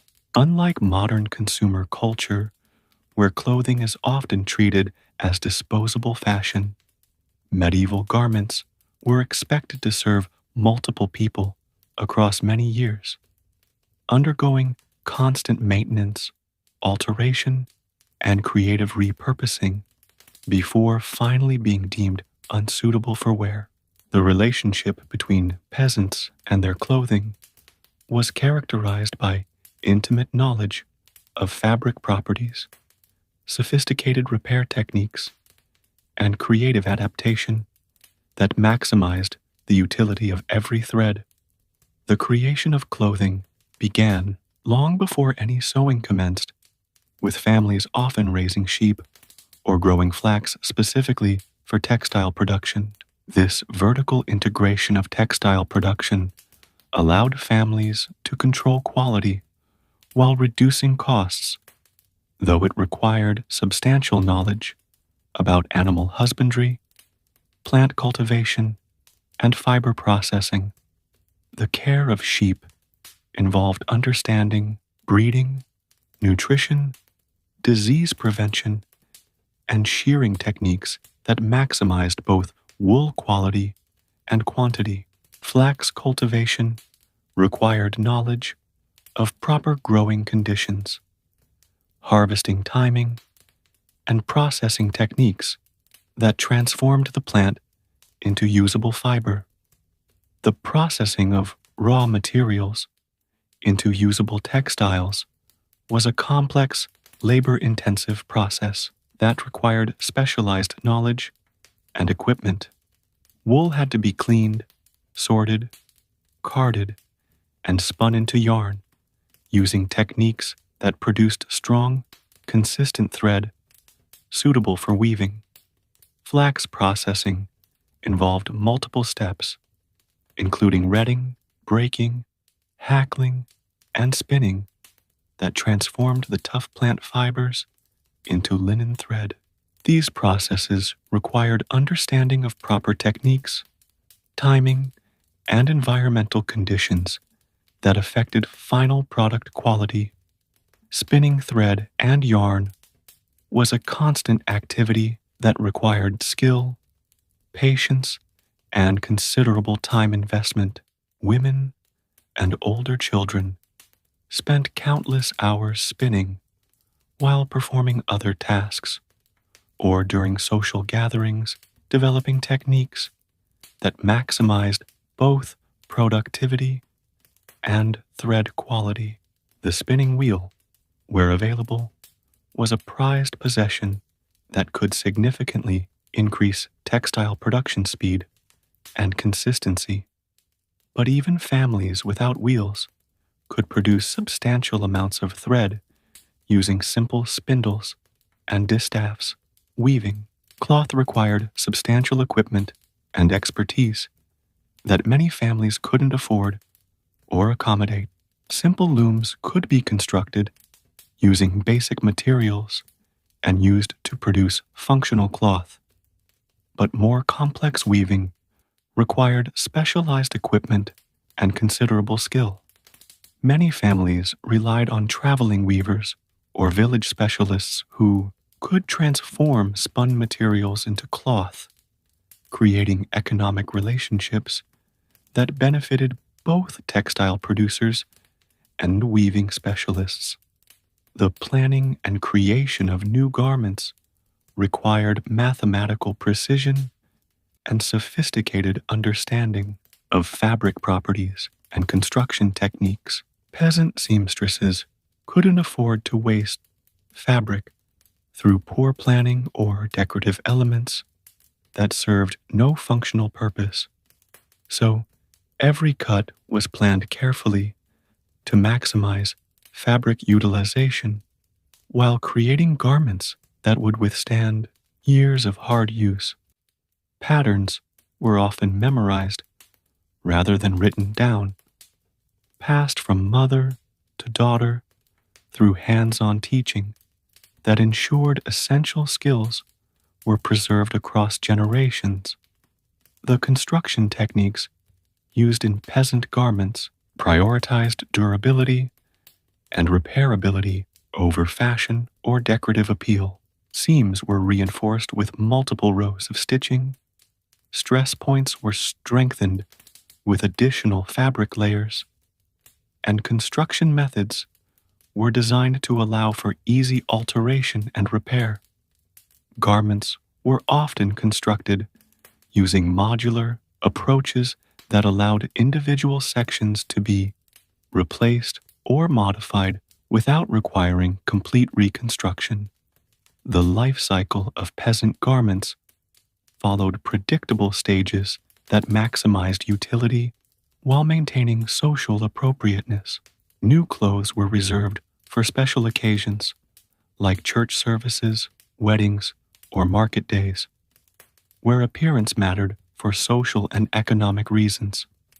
As these best clothes showed signs of wear, they were demoted to daily work wear, while new garments took their place for special occasions. Work clothes that became too worn for regular use weren't discarded, but transformed into specialized garments for particularly dirty or dangerous tasks. Mending and alteration techniques were essential skills that required creativity, precision, and understanding of fabric structure and stress patterns. Peasant women became expert at invisible mending, using techniques that could make repaired areas stronger than the original fabric. Darning was elevated to an art form with complex weaving patterns that could fill holes so seamlessly that repairs were barely detectable. Patches weren't simply applied over damaged areas, but were integrated into garments' structural design, often reinforcing areas that were likely to experience future wear. The alteration of outgrown children's clothing required sophisticated understanding of garment construction and modification techniques.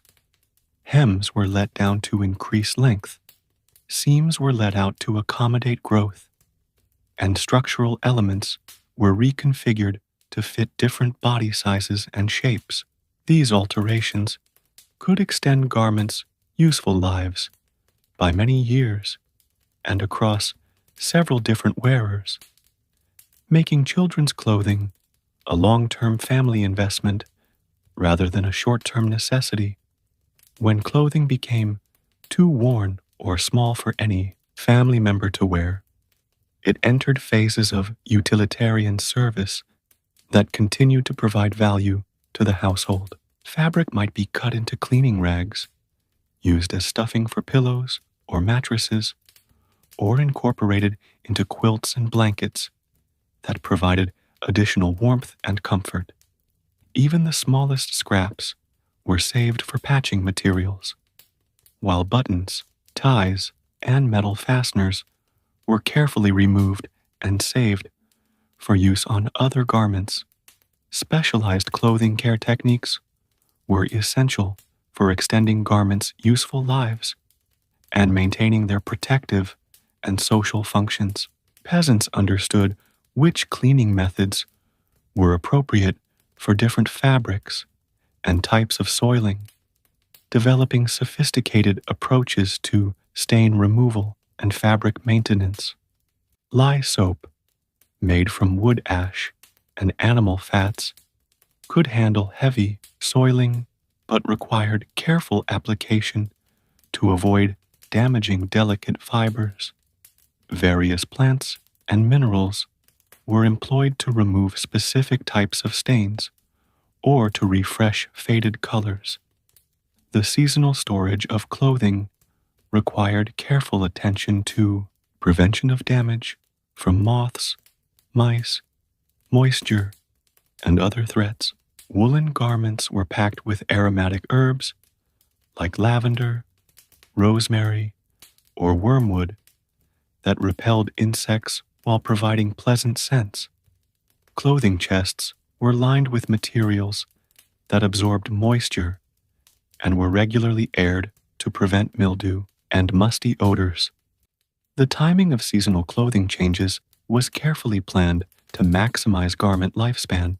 while ensuring adequate protection from weather and environmental hazards. Fruit preservation presented unique challenges due to fruit's high water content and natural sugar levels that promoted rapid spoilage. Peasant families developed multiple approaches to fruit preservation, including drying, fermentation, and storage techniques that extended the availability of fruit nutrition throughout the years. Apple storage required careful selection of unblemished fruit, proper storage container preparation, and regular inspection routines that prevented spoilage from spreading throughout stored supplies. Fruit drying techniques involved understanding optimal environmental conditions, proper preparation methods, and storage procedures that maintained nutritional value while preventing insect infestation and mold growth. Families constructed drying areas that provided proper air circulation while protecting fruits from rain and excessive humidity. They understood which fruits were suitable for drying, how to prepare them for optimal preservation, and how to store dried fruits to maintain quality over extended periods. The fermentation of fruits into wines, meads, and other alcoholic beverages served multiple purposes beyond simple preservation. These fermented beverages provided caloric nutrition, served medicinal purposes, and created products that could be traded or sold for additional family income. The fermentation process required understanding of yeast cultivation, sugar content management, and storage techniques that produced safe, flavorful beverages while preventing harmful fermentation that could create dangerous products. Grain storage represented perhaps the most critical preservation challenge facing peasant families, as grains formed the foundation of the medieval diet, and grain spoilage could mean family starvation. Families constructed granaries using techniques designed to keep grain dry, protect it from rodent and insect damage, and allow for proper ventilation that prevented mold and mildew growth. These storage systems incorporated understanding of moisture management, pest control, and structural design that created environments suitable for long-term grain preservation. The construction of grain storage facilities required sophisticated understanding of materials, science, and environmental control. Storage containers were often made from ceramic materials, sealed with beeswax, or constructed from wood, treated with natural preservatives, and lined with aromatic herbs that repelled insects. Families understood that even small amounts of moisture could ruin entire winter food supplies, so grain storage areas were carefully constructed with proper drainage, ventilation, and moisture barriers. In medieval peasant households, clothing represented one of the largest investments families would make, requiring careful management throughout every stage of a garment's life cycle.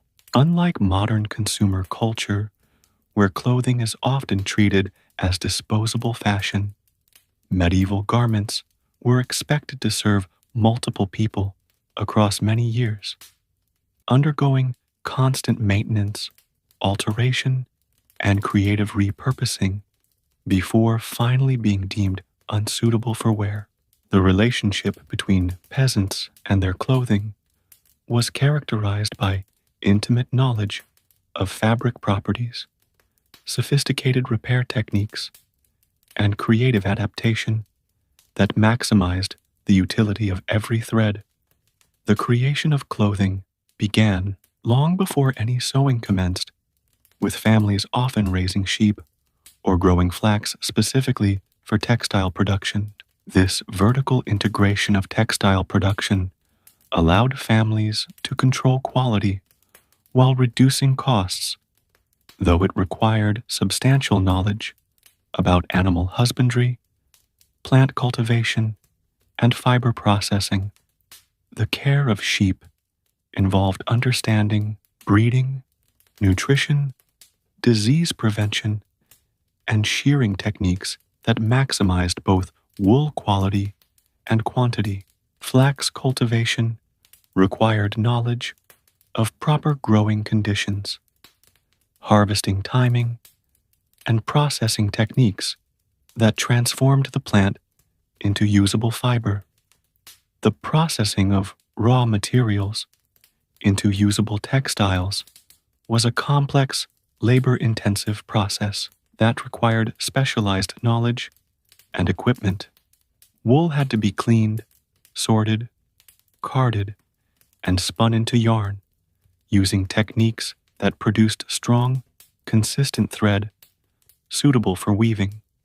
Flax processing involved multiple steps, including retting, breaking, hackling, and spinning that transformed the tough plant fibers into linen thread. These processes required understanding of proper techniques, timing, and environmental conditions that affected final product quality.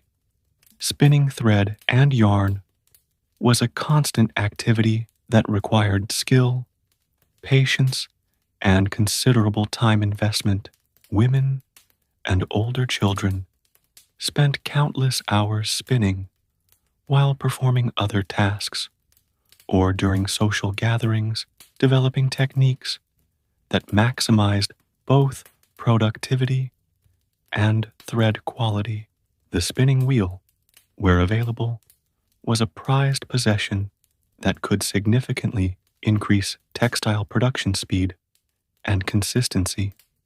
But even families without wheels could produce substantial amounts of thread using simple spindles and distaffs.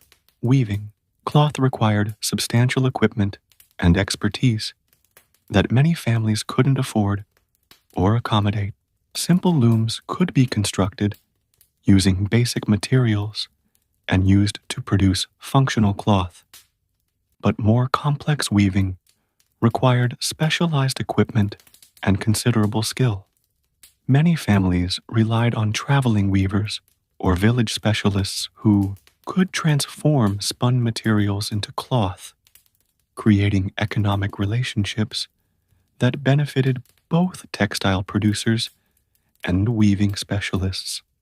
The planning and creation of new garments required mathematical precision and sophisticated understanding of fabric properties and construction techniques. Peasant seamstresses couldn't afford to waste fabric through poor planning or decorative elements that served no functional purpose. So, every cut was planned carefully to maximize fabric utilization while creating garments that would withstand years of hard use. Patterns were often memorized rather than written down, passed from mother to daughter through hands-on teaching that ensured essential skills were preserved across generations. The construction techniques used in peasant garments prioritized durability and repairability over fashion or decorative appeal. Seams were reinforced with multiple rows of stitching. Stress points were strengthened with additional fabric layers, and construction methods were designed to allow for easy alteration and repair. Garments were often constructed using modular approaches that allowed individual sections to be replaced or modified without requiring complete reconstruction. The life cycle of peasant garments followed predictable stages that maximized utility while maintaining social appropriateness. New clothes were reserved for special occasions like church services, weddings, or market days, where appearance mattered for social and economic reasons. As these best clothes showed signs of wear, they were demoted to daily workwear, while new garments took their place for special occasions. Work clothes that became too worn for regular use weren't discarded, but transformed into specialized garments for particularly dirty or dangerous tasks. Mending and alteration techniques were essential skills that required creativity, precision, and understanding of fabric structure and stress patterns. Peasant women became expert at invisible mending, using techniques that could make repaired areas stronger than the original fabric. Darning was elevated to an art form with complex weaving patterns that could fill holes so seamlessly that repairs were barely detectable. Patches weren't simply applied over damaged areas, but were integrated into garments' structural design, often reinforcing areas that were likely to experience future wear. The alteration of outgrown children's clothing required sophisticated understanding of garment construction and modification techniques. Hems were let down to increase length, seams were let out to accommodate growth, and structural elements were reconfigured to fit different body sizes and shapes. These alterations could extend garments' useful lives by many years and across several different wearers, making children's clothing a long-term family investment rather than a short-term necessity. When clothing became too worn or small for any family member to wear, it entered phases of utilitarian service that continued to provide value to the household. Fabric might be cut into cleaning rags, used as stuffing for pillows or mattresses, or incorporated into quilts and blankets that provided additional warmth and comfort. Even the smallest scraps were saved for patching materials, while buttons, ties, and metal fasteners were carefully removed and saved for use on other garments. Specialized clothing care techniques were essential for extending garments' useful lives and maintaining their protective and social functions. Peasants understood which cleaning methods were appropriate for different fabrics and types of soiling, developing sophisticated approaches to stain removal and fabric maintenance. Lye soap, made from wood ash and animal fats, could handle heavy soiling but required careful application to avoid damaging delicate fibers. Various plants and minerals were employed to remove specific types of stains or to refresh faded colors. The seasonal storage of clothing required careful attention to prevention of damage from moths, mice, moisture, and other threats. Woolen garments were packed with aromatic herbs like lavender, rosemary, or wormwood that repelled insects while providing pleasant scents. Clothing chests were lined with materials that absorbed moisture and were regularly aired to prevent mildew and musty odors. The timing of seasonal clothing changes was carefully planned to maximize garment lifespan while ensuring adequate protection from weather and environmental hazards. Tools represented the critical interface between human labor and productive output in medieval peasant life, making tool maintenance and creative adaptation essential skills for family survival and prosperity. A broken plow could mean a failed harvest and winter starvation. A damaged hammer could halt essential construction work needed for shelter. A dull blade could make food preparation dangerous and inefficient. Peasants, therefore, developed sophisticated approaches to tool maintenance, repair, and improvisation that extended far beyond simple upkeep into realms of creative problem-solving and ingenious adaptation that demonstrated remarkable technical innovation. The medieval peasant's relationship with tools was intimate and personal in ways that modern tool users rarely experience. Each tool was known individually, its particular balance, weight distribution, and handling characteristics, its unique wear patterns and stress points, its specific strengths and limitations under different working conditions. This familiarity allowed peasants to recognize early warning signs of potential failure and to take preventive measures before catastrophic breakage occurred. A slight loosening in a hammer's handle attachment, a small crack in a wooden tool shaft, or unusual wear patterns on a blade edge were all signals that required immediate attention to prevent complete tool failure.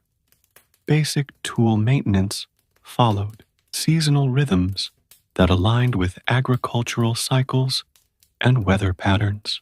During winter months, when outdoor agricultural work was limited, peasants dedicated significant time to comprehensive tool repair and maintenance. This was when handles were replaced, metal components were sharpened and reforged, and wooden parts were treated with protective oils or other substances that would extend their useful lives. The winter workshop became a center of industrious activity, where tools were not just maintained, but often improved through modifications that enhanced their effectiveness or adapted them for new purposes. Sharpening techniques were closely guarded. Knowledge passed down through generations like precious family secrets. Peasants understood the different angles required for different cutting implements, the proper use of whetstones and grinding wheels, and the subtle signs that indicated when a blade had been sharpened beyond its useful life and required replacement. They knew which tools could be resharpened repeatedly without losing effectiveness, and which would eventually need new blade components or complete replacement. The metallurgy knowledge required for effective tool maintenance was surprisingly sophisticated, involving understanding of steel hardness, tempering techniques, and heat treatment processes that could restore damaged tools to functionality. While major metalwork typically required the services of a village blacksmith, many basic repairs, sharpening operations, and modifications could be handled at home using portable forges or shared community equipment. Peasants learned to judge metal temperatures by color changes to understand which metals could be worked cold and which required heating, and to recognize when metal had been damaged beyond repair and required replacement. When tools broke, peasants rarely had the luxury of purchasing replacements, forcing them to become master improvisers who could find ways to repair damage using available materials and techniques. Broken wooden handles were spliced using metal bands or reinforcing materials. Cracked metal components were wrapped with wire or bound with leather straps, and worn surfaces were built up using creative applications of various materials. These repairs often made tools more durable than their original construction, as peasants learned from failure patterns and incorporated improvements into their repair techniques. The art of improvised tool creation reached remarkable levels of sophistication when specific tools weren't available or couldn't be afforded.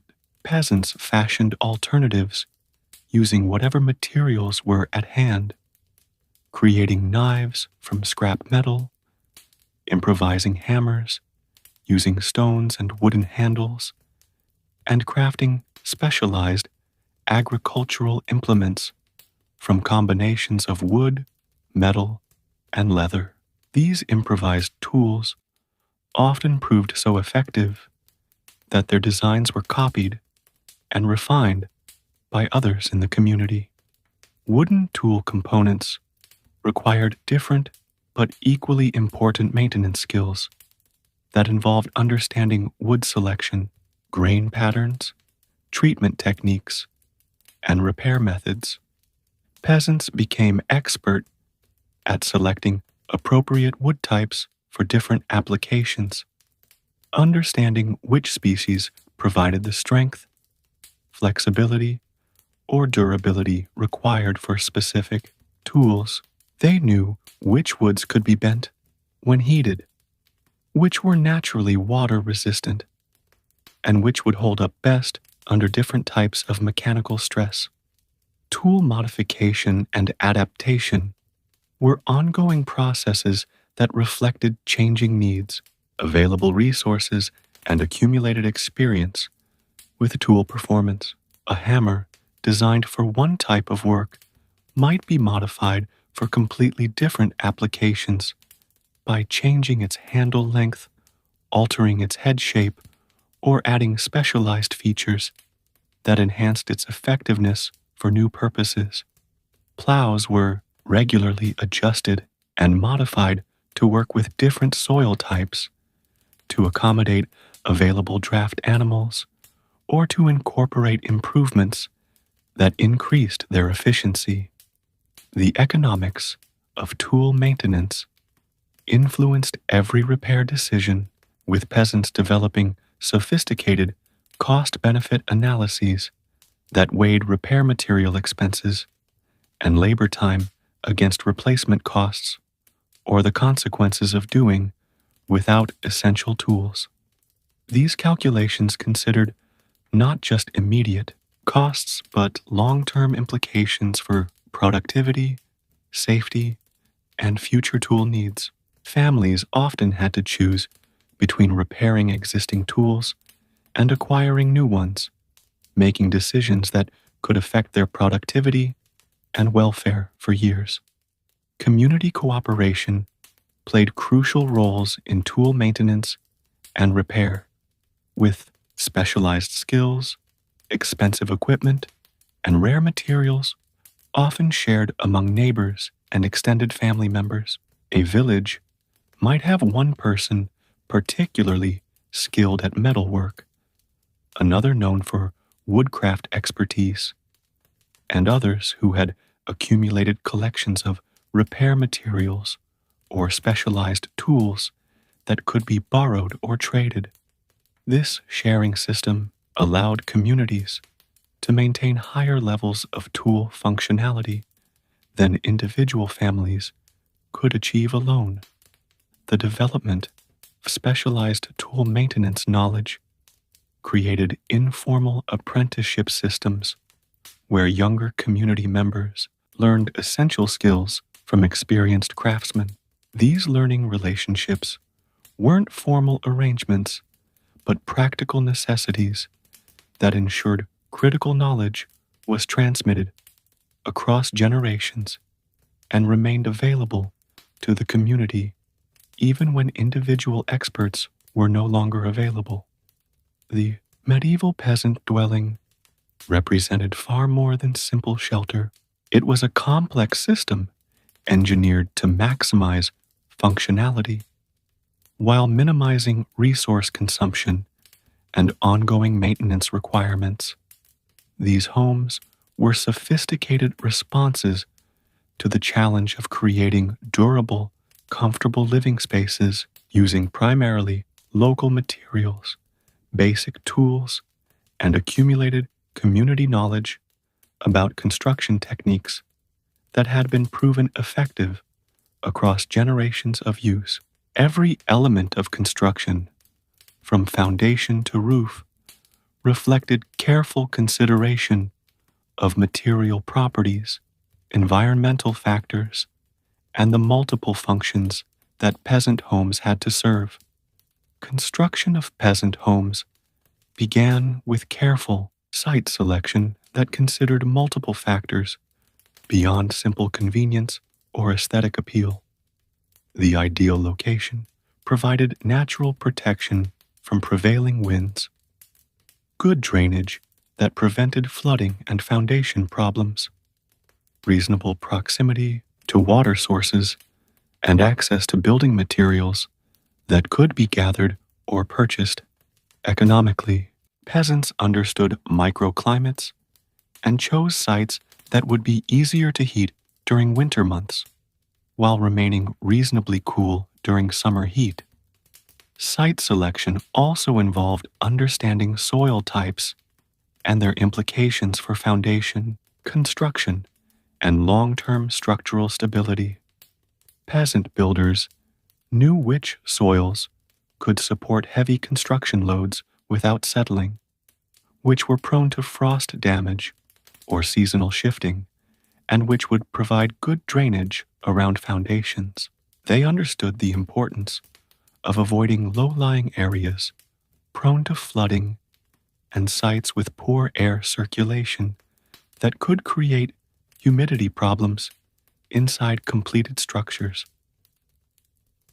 Foundation work, while appearing simple to casual observers, incorporated sophisticated engineering principles that ensured structural stability and longevity.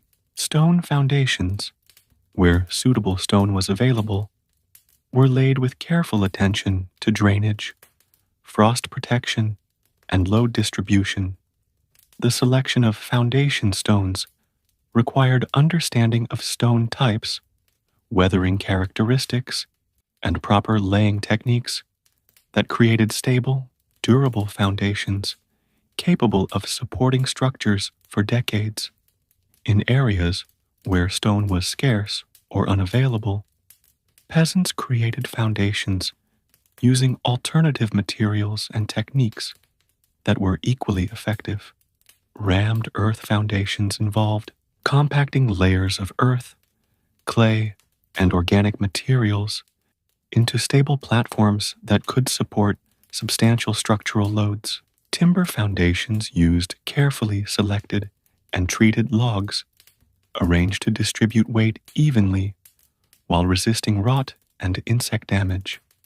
These alternative foundation techniques required different skills and materials, but could create equally durable results when properly executed.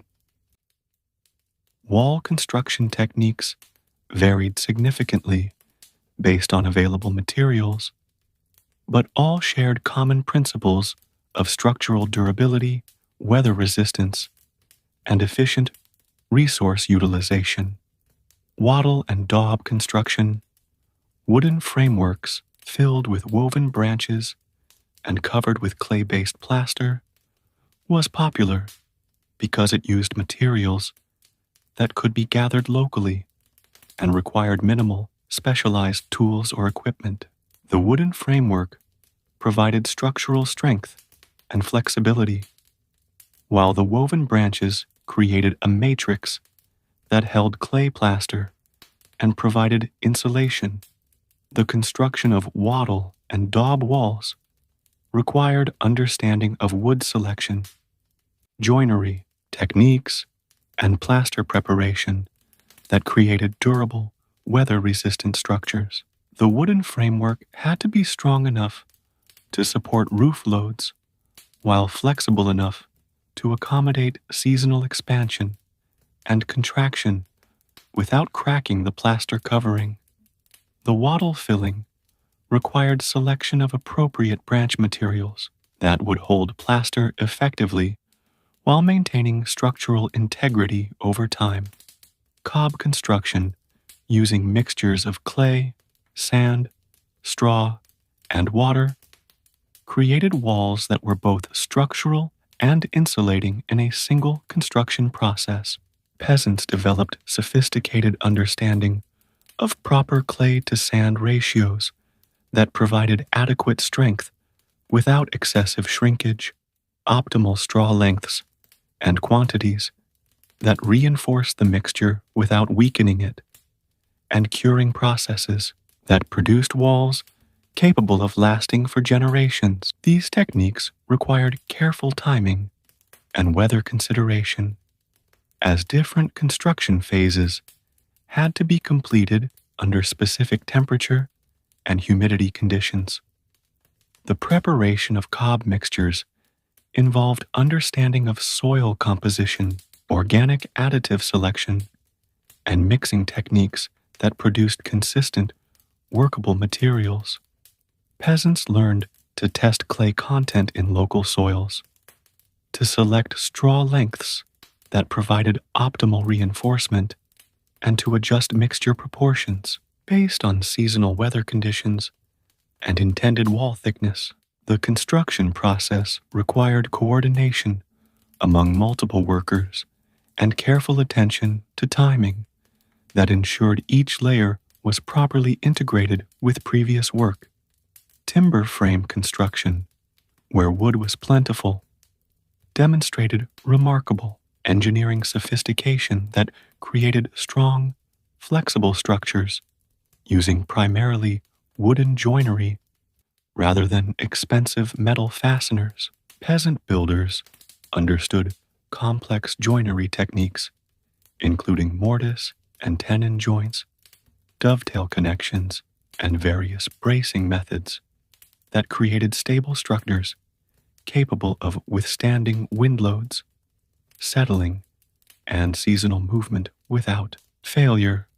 The selection and preparation of timber for frame construction required extensive knowledge about wood types, seasoning processes, and structural properties. Builders understood which woods provided the strength needed for load-bearing members, which were suitable for non-structural elements, and how to orient wood grain for maximum strength and durability. They knew proper seasoning techniques that reduced shrinkage and warping while maintaining structural integrity.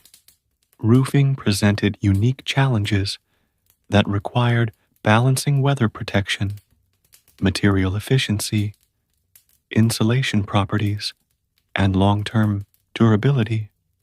Thatch roofing, made from straw, reeds, or other local plant materials, was common because these materials were often available as byproducts of agricultural activities. Proper thatching required considerable skill, as the roof had to shed water effectively while providing insulation and lasting for many years without requiring major repairs. The installation of thatch roofing involved understanding of proper layering techniques, securing methods, and maintenance requirements that ensured effective weather protection. Thatchers understood the importance of roof pitch for water shedding, proper overlap patterns that prevented water penetration, and securing techniques that held thatch in place during high winds. They knew which plant materials made the most durable thatch and how to prepare and apply these materials for maximum longevity.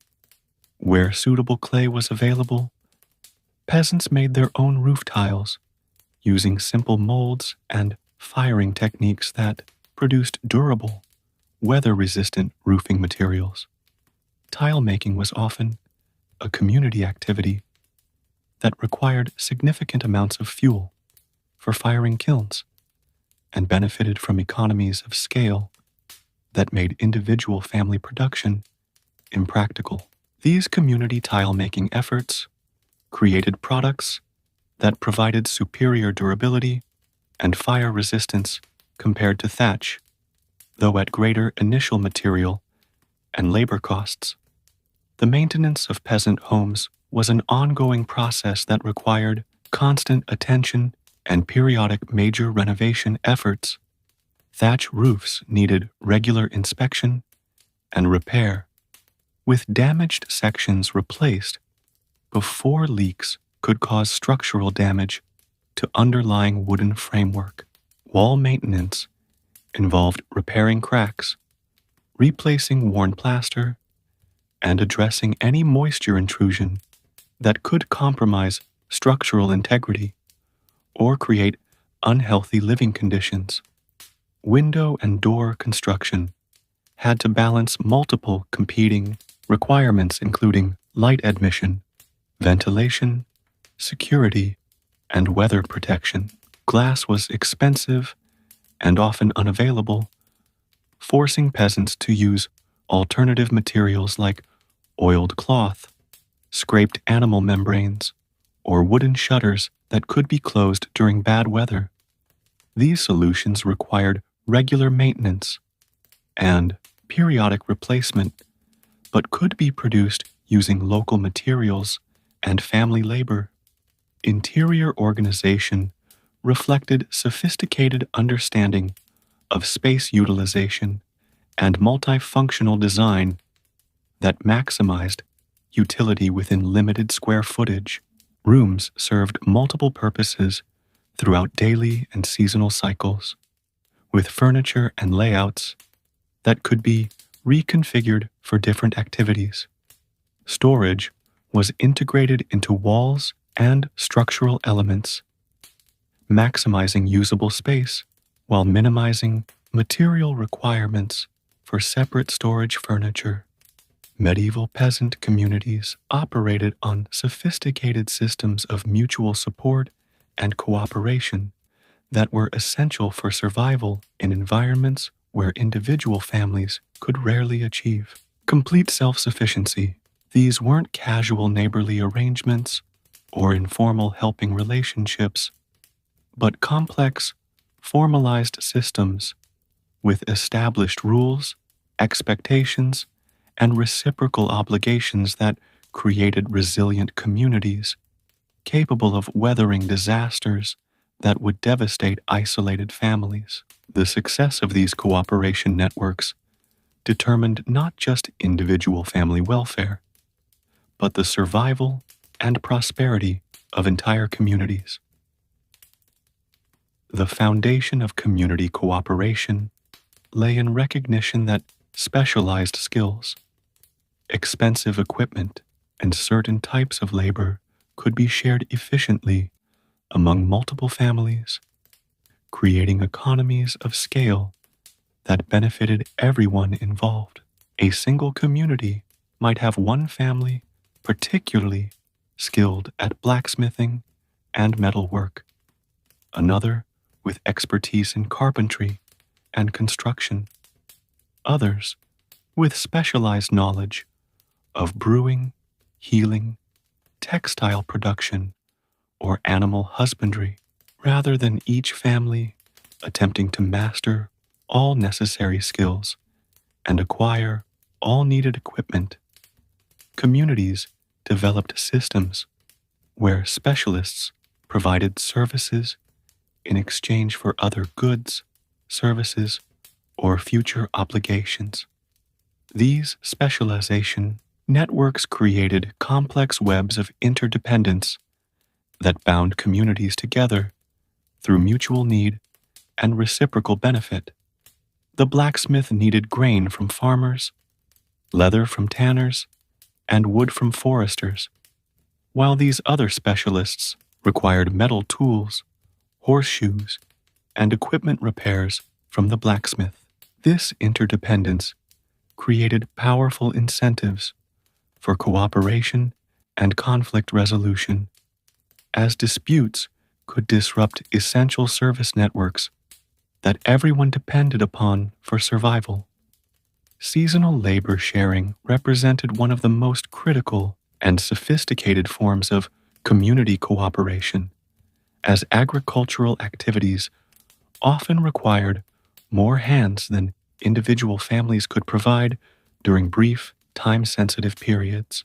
Plowing, planting, harvesting, and threshing all had to be completed within narrow time windows dictated by weather patterns and crop biology, making community labor organization essential for agricultural success. These weren't casual arrangements where neighbors helped when convenient, but carefully orchestrated systems with established protocols for participation, scheduling, and compensation. Harvest cooperation was particularly sophisticated because timing was absolutely critical and weather could quickly destroy crops that weren't gathered promptly. Communities developed complex priority systems that determined whose crops would be harvested first, how available labor would be allocated among different families' needs, and how the work would be organized to maximize efficiency while ensuring fair treatment for all participants.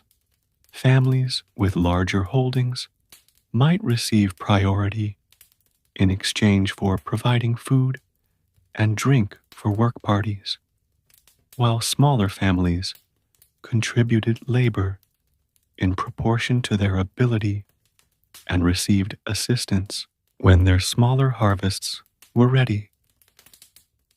The village remembers the first light of dawn crept across Millbrook Village, as it had for countless mornings before. But the landscape it illuminated bore little resemblance to the bustling settlement of 5 years past, where once the Miller family's cottage had stood with its neat thatch and bustling yard. Now, Emma's granddaughter, Marianne, tended a sprawling herb garden, her small hands moving with the same careful precision that had once saved lives during the darkest months. The morning mist caught the fragrance of chamomile and feverfew, plants that had meant the difference between life and death, now grown in abundance for healing rather than mere survival. The memorial grove stretched where the old cemetery had overflowed in those terrible months of 1348. Each apple tree stood as testament to a family lost. The bakers, represented by a sturdy cooking apple. The thatchers by a tree that flowered earliest each spring. The chandlers by one whose fruit kept longest through winter. Children now played between these rows, their laughter a sound the village had thought lost forever. Young Thomas, shepherd boy, climbed the baker tree to pick apples for his grandmother's morning porridge, unconsciously honoring the memory of the family who had once baked bread for the entire village. The trees bore fruit now, where graves had once multiplied daily, turning sorrow into sustenance. Brother Benedict had survived the plague that claimed his priest, and with trembling hands that had once administered last rites to half the village, he now carefully transcribed the final pages of what had become Millbrook's most precious treasure.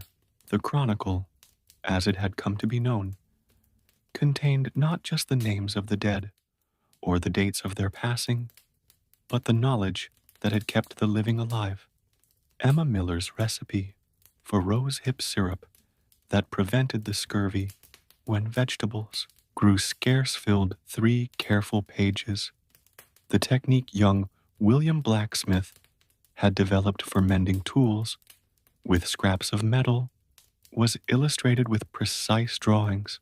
Every remedy that had worked, every food preservation method that had meant another week of survival, every prayer that had brought comfort, all were recorded in Brother Benedict's steady script. The spring of 1352 brought the first renewal festival. Though none called it by that name, it began simply as a celebration of another planting season survived, another winter weathered, another year of life snatched from the jaws of death. But as families gathered in the common field, where the market had once operated weekly, their preparations revealed how completely the arts of survival had woven themselves into the fabric of daily life. The bread they shared was dense with root vegetables that had once been emergency rations, but now enhanced both flavor and nutrition. The ale they passed was brewed with herbs that aided digestion and prevented illness. knowledge gleaned from desperate experimentation when hops had grown scarce. Martha Carpenter, now the village's unofficial leader, in the absence of the Lord who had fled early in the plague years, wore a cloak that told the story of those times without words. The brown wool had come from sheep. They had learned to tend themselves when the shepherds died.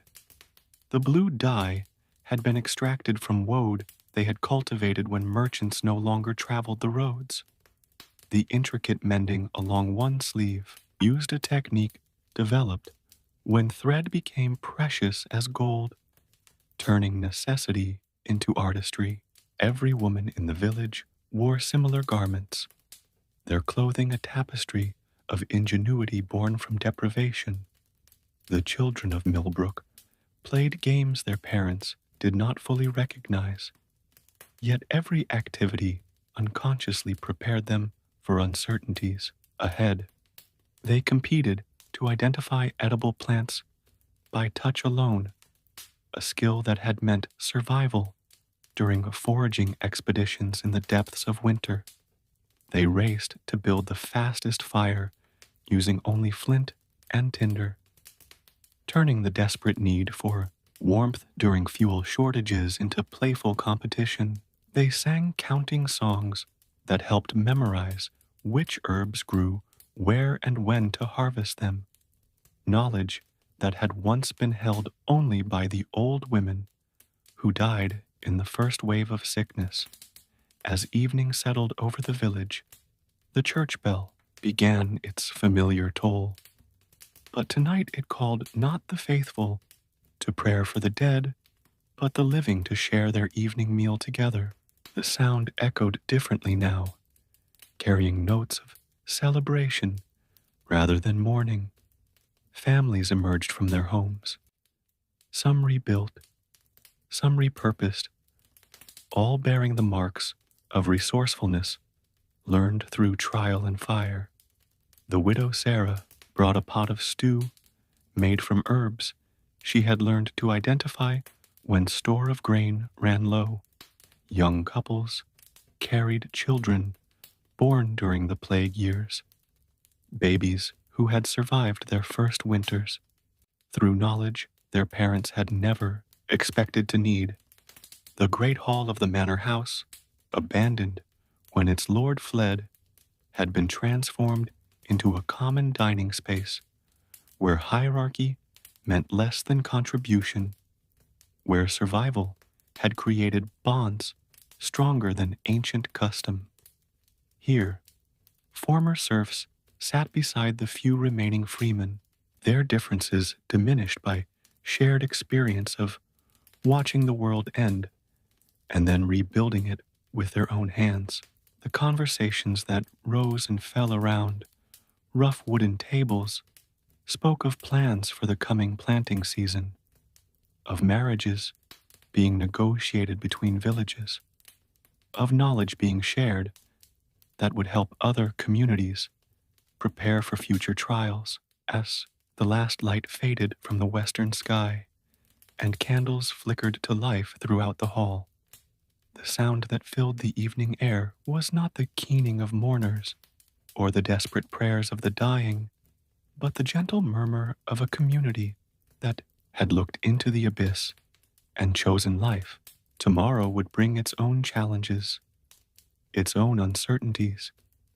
But tonight, Millbrook Village remembered not only what it had lost, but what it had become.